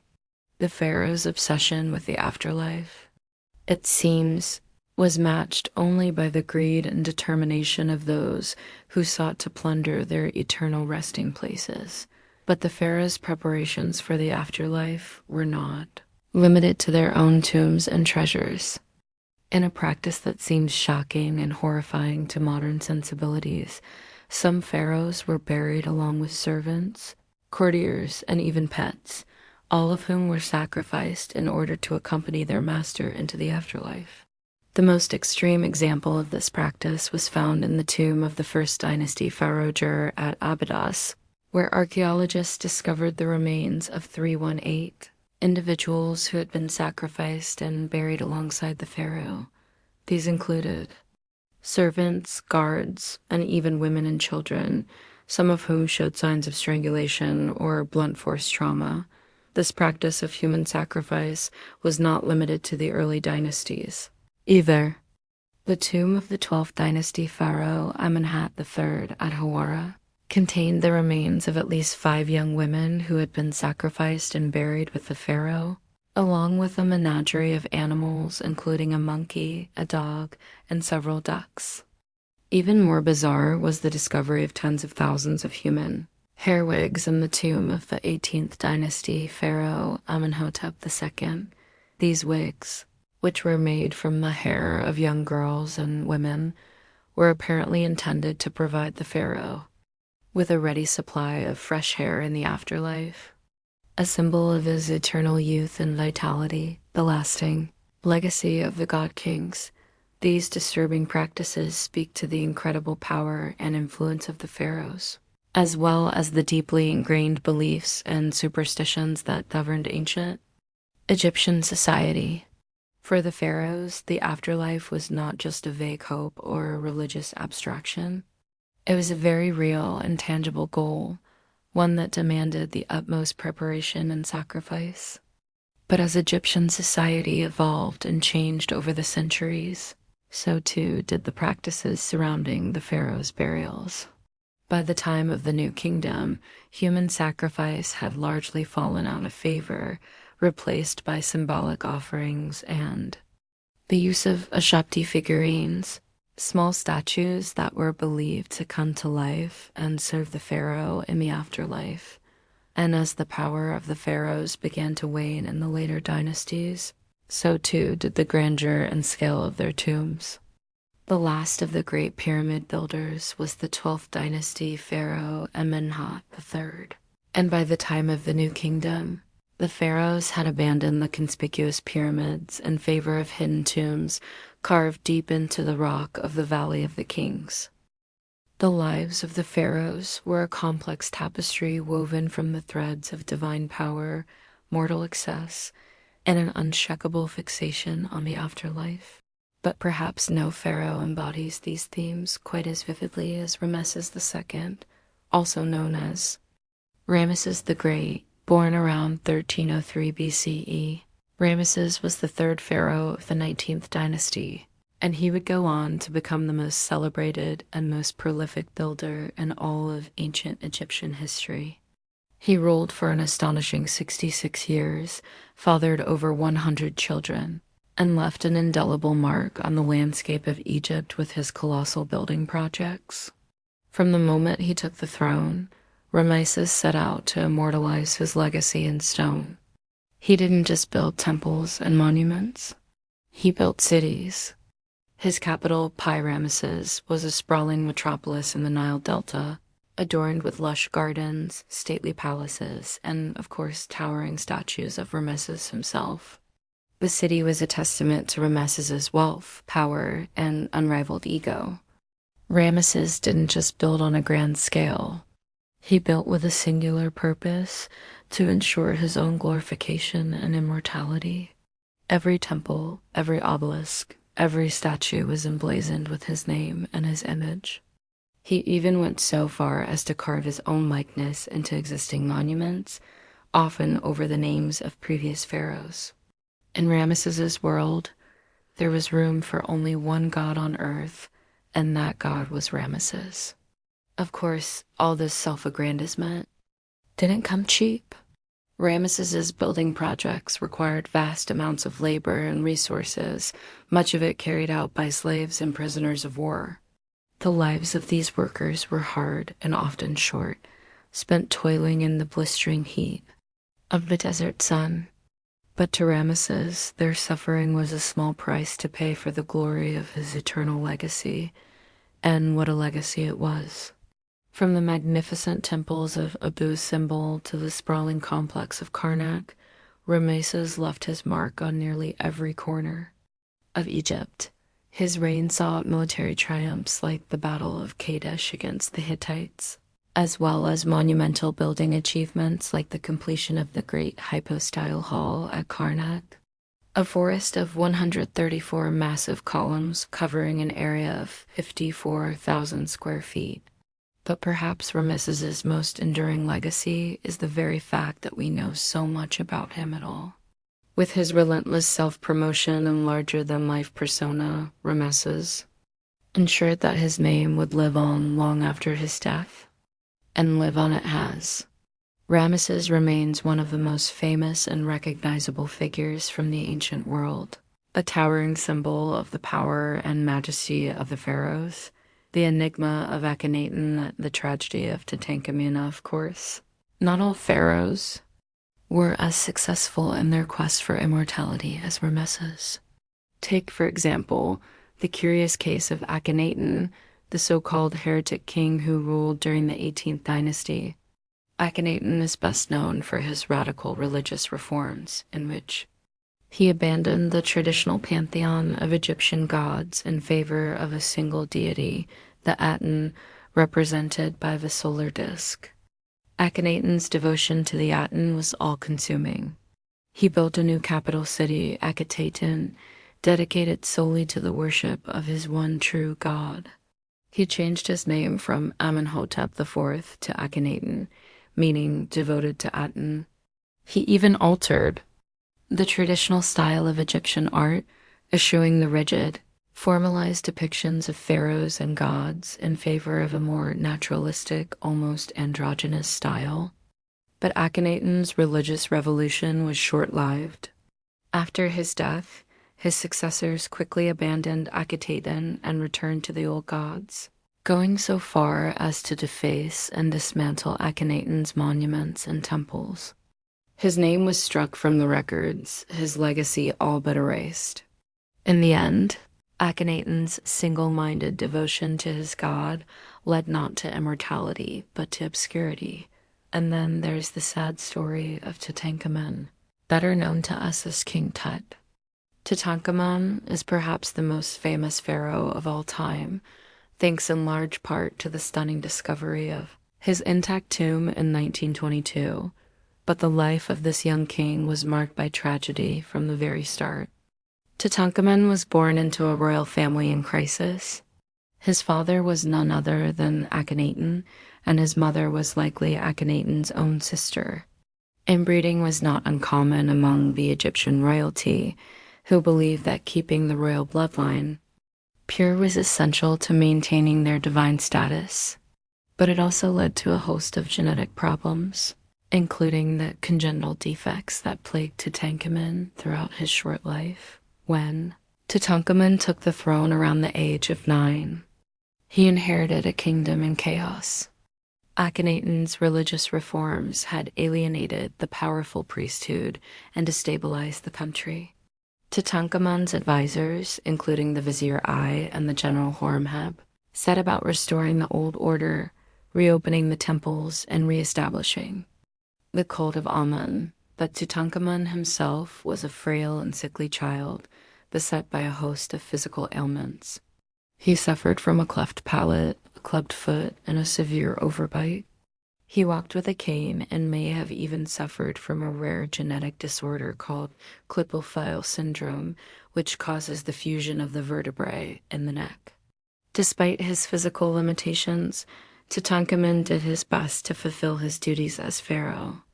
He oversaw the restoration of the old temples and commissioned new building projects, including his own tomb in the Valley of the Kings, but his reign was cut tragically short. Tutankhamun died around the age of 19, possibly from an infection caused by a broken leg. The story of Tutankhamun is a poignant reminder of the human frailty that lurked behind the facade of divine power.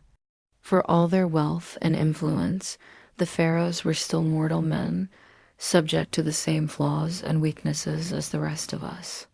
And yet, through the enduring legacy of their tombs and their treasures, they achieved a kind of immortality after all, not as gods, but as enduring symbols of a fascinating and mysterious world that continues to captivate us to this day, the pharaohs in our modern imagination as we've journeyed through the lives of these legendary rulers, from the excesses of Ramesses to the enigma of Akhenaten to the tragedy of Tutankhamun. One thing becomes clear: the pharaohs were as complex and multifaceted as the civilization they ruled. They were gods and men, builders and destroyers, visionaries and tyrants. They lived lives of unimaginable splendor and opulence, but they were also haunted by the specter of death and the relentless pursuit of immortality. In the end, perhaps it is this very complexity that makes the pharaohs so endlessly fascinating. To us, they were not just historical figures, but mythic archetypes, embodying the timeless themes of power, ambition, and the search for meaning in the face of mortality. And through the enduring legacy of their monuments and their stories, they continue to speak to us across the millennia, whispering secrets of a world long vanished but never truly lost. As we marvel at the pyramids and the temples, the golden masks, and the hieroglyphic inscriptions, we are reminded of the indomitable human spirit that drove these ancient kings to reach for the stars. And we are humbled by the realization that for all their godlike power, they were ultimately as mortal as the rest of us, subject to the same joys and sorrows, triumphs and tragedies that define the human experience. So let us pay tribute to the pharaohs, those towering figures who shaped the course of history and left an indelible mark on the sands of time. Let us remember them not just as distant mythical figures, but as flesh and blood human beings, with all their flaws and foibles, their dreams and their despairs. And let us learn from their stories, both the inspiring and the cautionary, as we navigate our own paths through the shifting sands of life. For in the end, the measure of a life is not in the splendor of its monuments or the grandeur of its tombs, but in the love and compassion we show to one another, and in the legacy of hope and resilience we leave behind. And in this, the pharaohs, for all their flaws and failings, have much to teach us still, the web of royal intrigue as we delve deeper into the shadowy world of the pharaohs. We must also acknowledge the intricate web of royal relationships and rivalries that shape their lives and legacies. Behind the gilded facades of the palaces, a complex tapestry of family dynamics, political alliances, and power struggles played out, often with devastating consequences. At the heart of the royal household was the pharaoh's inner circle of queens, concubines, and children. While the pharaoh was the supreme ruler, his queens could wield significant influence, particularly if they bore him a male heir. The great royal wife, or chief queen, held a privileged position and might even rule as regent if the pharaoh died before his successor came of age. Such was the case with Hatshepsut, who boldly assumed the full powers and regalia of a pharaoh herself after the death of her husband, Thutmose II. But alongside these influential queens were countless lesser wives and concubines who populated the royal harem. These women, often from noble families or foreign princesses sent to cement diplomatic ties, vied for the pharaoh's favor and the chance to bear his children. The royal court buzzed with gossip, intrigue, and shifting alliances, as different factions jockeyed for position. Most disturbing of all were the instances of incest that occurred within the royal family. Pharaohs often married their own sisters or half-sisters, and occasionally even their daughters, to keep the royal bloodline pure. It was believed that the pharaoh, as a living god, could only beget a legitimate heir through union with another divinity, even if that meant keeping it in the family. This practice may have contributed to genetic disorders and abnormalities in some royal offspring. Of course, not all royal siblings married each other. Some rivalries between princes and princesses burned red hot, exploding into murderous power grabs. Take, for example, the suspected plot by Ramesses III's secondary wife, tied to assassinate the pharaoh and install her own son, Pentuer, on the throne instead of the chosen crown prince. Ramesses IV, ancient papyrus court records paint a chilling picture of a harem conspiracy that ended in convictions and executions. Even the legendary Cleopatra VII, last of the Ptolemaic dynasty, was no stranger to ruthless family rivalries. She allegedly had her own younger sister, Arsinoe IV, murdered to solidify her claim to the throne.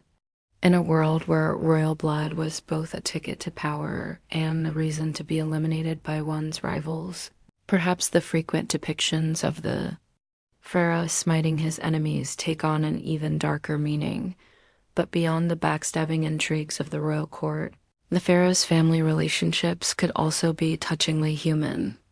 Ramesses II, for instance, honored his chief queen, Nefertari, with a lavishly decorated tomb and a magnificent temple at Abu Simbel. And even the oft-vilified Akhenaten, who appended Egyptian religion and art during his reign, is shown in tender scenes with his wife, Nefertiti, and their daughters. In the end, perhaps these familial bonds offered a bit of solace and sanity in the gilded cage of the royal palace. But make no mistake, being a pharaoh's relative was a double-edged sword that could cut short even the most regal life. From the incestuous unions to the cutthroat rivalries, the twisted family trees of the pharaohs bore strange and often poisonous fruit. The royal family was the most exclusive club in ancient Egypt, and possibly the most dangerous. The pharaoh as living god, as we turn now to examine the pharaoh's exalted role as a living god on earth. Keep in mind the tangled human relationships that lurked beneath that lofty divine surface. The pharaoh may have been the sun around which the Egyptian universe revolved, but the gravity of family and political forces also yanked him in unpredictable directions, even as he strove to maintain cosmic order and harmony. In the worldview of the ancient Egyptians, the pharaoh was no mere mortal ruler. He, or in rare cases she, was a living god, the divine embodiment of the falcon-headed sky god Horus on earth. As the intermediary between the heavenly realm of the gods and the earthly domain of humans, the pharaoh played a vital role in maintaining Ma'at, the cosmic order, balance, and justice that held chaos at bay. This concept of divine kingship elevated the pharaoh to a superhuman status and imbued his every action with cosmic significance. From the moment of his coronation, when he assumed the double crown of Upper and Lower Egypt, the pharaoh ceased to be fully human and became a conduit for divine power. His word was law, his decrees were the will of the gods, and his very being was sacrosanct. One of the most visible manifestations of the pharaoh's divinity were the sprawling temple complexes that dotted the land. These weren't just places of worship. They were the earthly mansions of the gods, where the pharaoh performed sacred rituals to maintain the vital link between the human and divine spheres. The grandest of these temples, like the Karnak complex in Thebes or the Luxor temple downstream, were cities unto themselves, bustling with priests, craftsmen, and servants, all dedicated to serving the pharaoh god. Within these sacred precincts, the pharaoh would make offerings, recite incantations, and perform elaborate ceremonies to appease the gods and ensure the continued flow of divine blessings. The most important of these rituals was the daily rebirth of the sun, in which the pharaoh metaphorically merged with the sun god Re to be reborn anew each morning. By participating in this endless cycle of death and renewal, the pharaoh helped to sustain the very fabric of the cosmos. But the pharaoh's divine status wasn't just a religious concept. It had far-reaching implications for Egyptian society and politics as well. As a living god, the pharaoh had absolute authority over his subjects. His word was law, and his commands were not to be questioned. Obedience to the pharaoh was equated with piety, and rebellion against him was tantamount to sacrilege. This godlike power could be intoxicating, and some pharaohs took their divine status to disturbing extremes. Perhaps the most notorious example was Imhotep IV, better known as Akhenaten, who appended centuries of Egyptian religious tradition by proclaiming the sun disk Aten as the one true god and himself as its sole prophet. In a burst of religious fervor, Akhenaten ordered the names and images of other gods to be erased, closed their temples, and even moved the capital to a remote desert site he called Akhetaten, or Horizon of the Aten. While Akhenaten's religious revolution was short-lived, it showcased the immense power and influence a pharaoh could wield as a divine ruler. The fact that he could single-handedly overturn the entire pantheon of Egyptian gods and impose a new state religion by sheer force of will speaks volumes about the pharaoh's godlike authority. But even in less tumultuous times, the pharaoh's divinity set him apart from the rest of Egyptian society. He was a remote, awe-inspiring figure, rarely seen in public outside of carefully stage-managed appearances. His subjects approached him with a mixture of reverence and terror, prostrating themselves in his presence and averting their eyes from his divine radiance. Even his courtiers and officials had to tread carefully, lest they overstep their bounds and incur his godly wrath.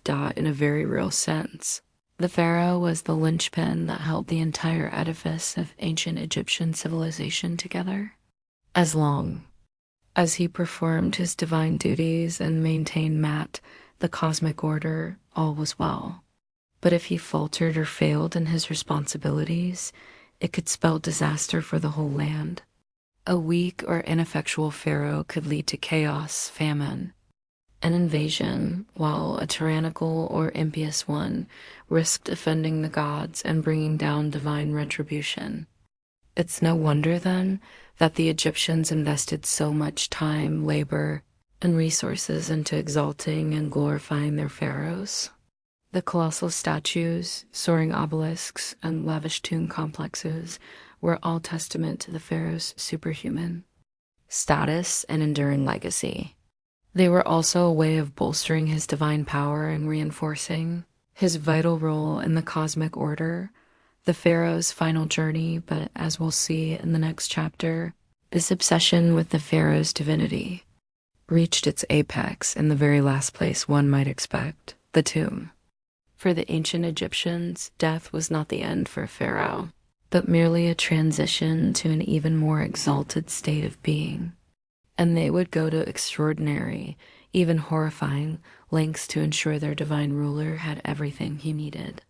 For the journey, the flickering torchlight casts an eerie glow on the rough-hewn walls of the tomb, as if the very shadows are alive with the weight of ages past. The air is thick with the acrid tang of incense and the musty odor of death, a cloying perfume that clings to the nostrils and the back of the throat. Deeper and deeper we descend into the very bowels of the earth, following in the footsteps of the pharaoh on his final journey into the afterlife.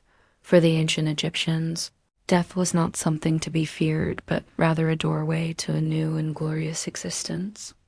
They believed that life on earth was but a brief prelude to an eternal hereafter, where the deceased would dwell in paradise with the gods, feasting and making merry for all eternity.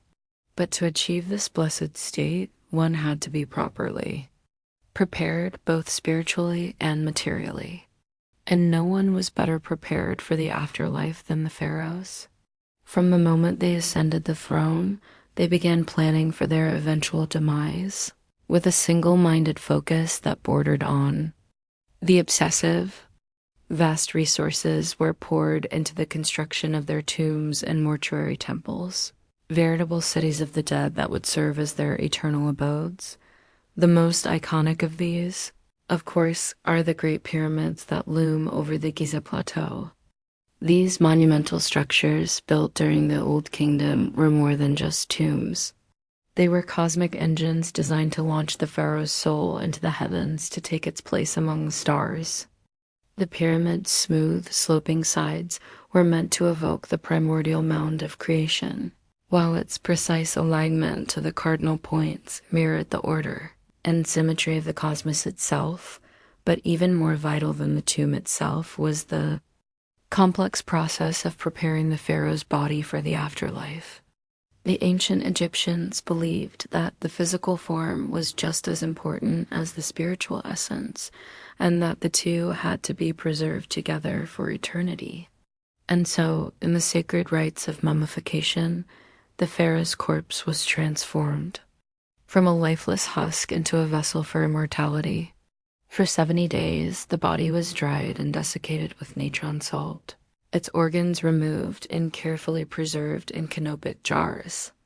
Then, in an elaborate ritual that could take weeks, the mummy was anointed with sacred oils, wrapped in countless layers of linen bandages, and adorned with protective amulets and jewelry. The face was often covered with a lifelike mask of gold and precious stones, an idealized portrait of the pharaoh in all his divine glory. But the pharaoh's journey was far from over once the mummy was complete. It had to be transported to the tomb in a grand funerary procession, accompanied by priests chanting hymns and spells to ward off evil spirits. The sarcophagus was then lowered into the burial chamber, surrounded by all the grave goods the pharaoh would need in the afterlife: furniture, clothing, jewelry, even food and drink to sustain him on his eternal journey. And here's where the pharaoh's preparations took a darker, more disturbing turn. For some rulers, it wasn't enough to be buried with mere objects. They wanted to be accompanied by actual living servants ready to attend to their every whim in the hereafter. These unfortunate souls, known as retainers, were often the pharaoh's most loyal courtiers and officials, handpicked to serve him in death as they had in life. The practice of human sacrifice was not uncommon in the early dynasties of ancient Egypt, particularly during the First Dynasty. Archaeological evidence from this period reveals numerous subsidiary burials surrounding the tombs of pharaohs like Hor-Aha and Jer, containing the remains of servants, bodyguards, and even women and dwarves who were believed to have special powers. Tutankhamun, the boy king's legacy, one of the most chilling examples, comes from the tomb of King Jer at Abydos, where the remains of over 300 individuals were found, buried in neat rows like a macabre honor guard flanking the pharaoh's final resting place. Many of the bodies showed signs of strangulation or blunt force trauma, suggesting that they had been deliberately killed to accompany their ruler into the afterlife.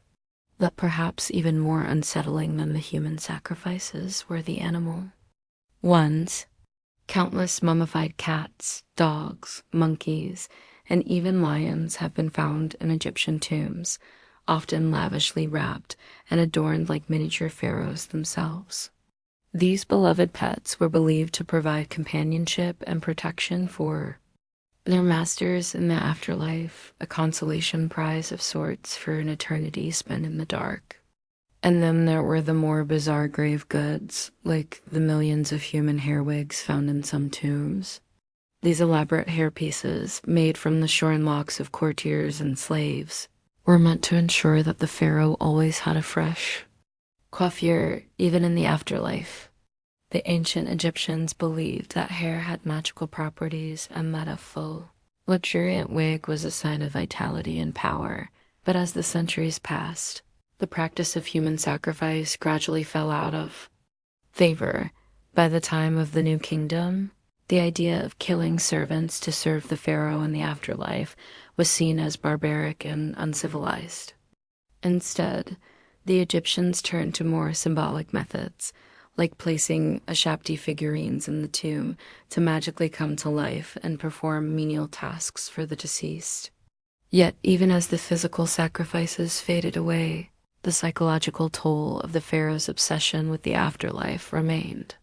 The vast resources and manpower poured into their tombs, and mortuary cults siphoned away wealth and labor from the living, while the idea of a ruler who could command obedience even in death cast a long shadow over Egyptian society. And in the end, for all their elaborate preparations and precautions, the pharaohs could not escape the ravages of time and tomb robbers.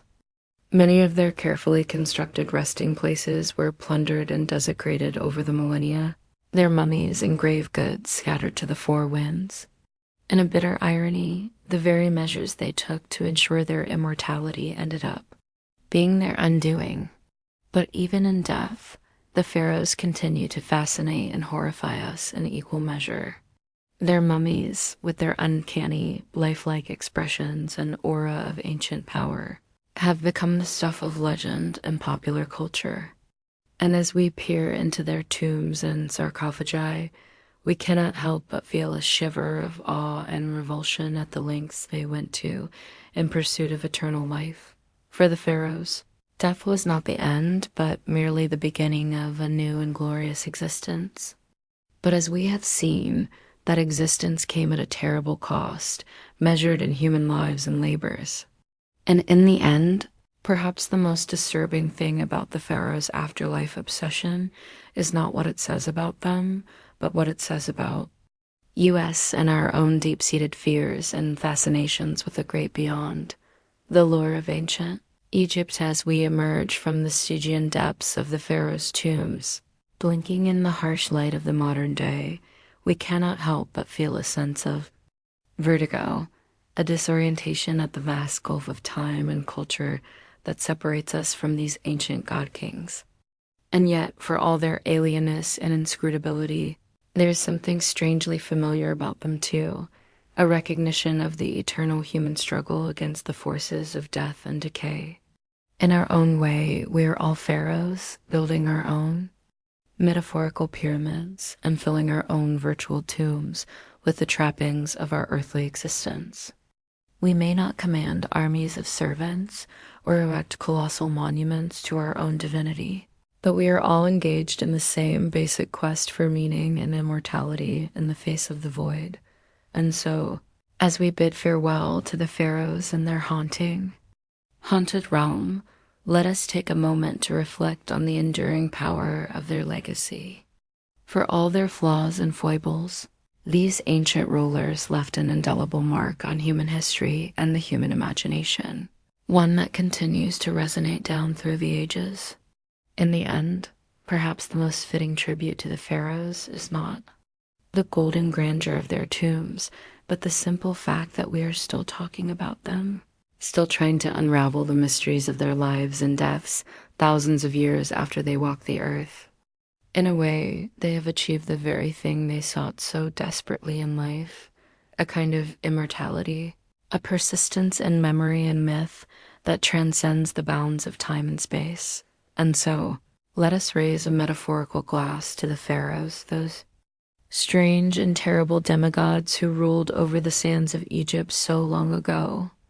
May they rest in peace, secure in the knowledge that their names and deeds will never be forgotten as long as there are those who seek to peer into the shadows of the past and grapple with the eternal questions of life, death, and what lies beyond doubt. As we've seen, the pharaohs of ancient Egypt lived lives of incredible power and privilege, but also darkness and brutality. From their opulent palaces to their obsessive preparations for the afterlife, these divine rulers shaped every aspect of their kingdom's culture, religion, and history. Even today, thousands of years later, the pharaohs continue to captivate. Youths with their larger-than-life personalities, their monumental building projects, and the enduring mysteries they left behind, new discoveries and advanced scientific techniques are allowing us to unravel their secrets like never before. From the familial relationships revealed by DNA testing of mummies to the complex trade networks traced through isotope analysis. Yet the more we learn about the pharaohs, the more we realize how much we still don't know. What was the true nature of their relationships with their queens and children? How did they really wield their immense power behind closed palace doors? What did they believe would await them in the afterlife they spent so much time and effort preparing for? These questions may never be fully answered, but that's part of what keeps us so endlessly fascinated by these towering figures of history. In a way, the pharaohs achieved their dream of immortality, not just through their elaborate tombs and mummification rituals, but through the indelible mark they left on the human imagination.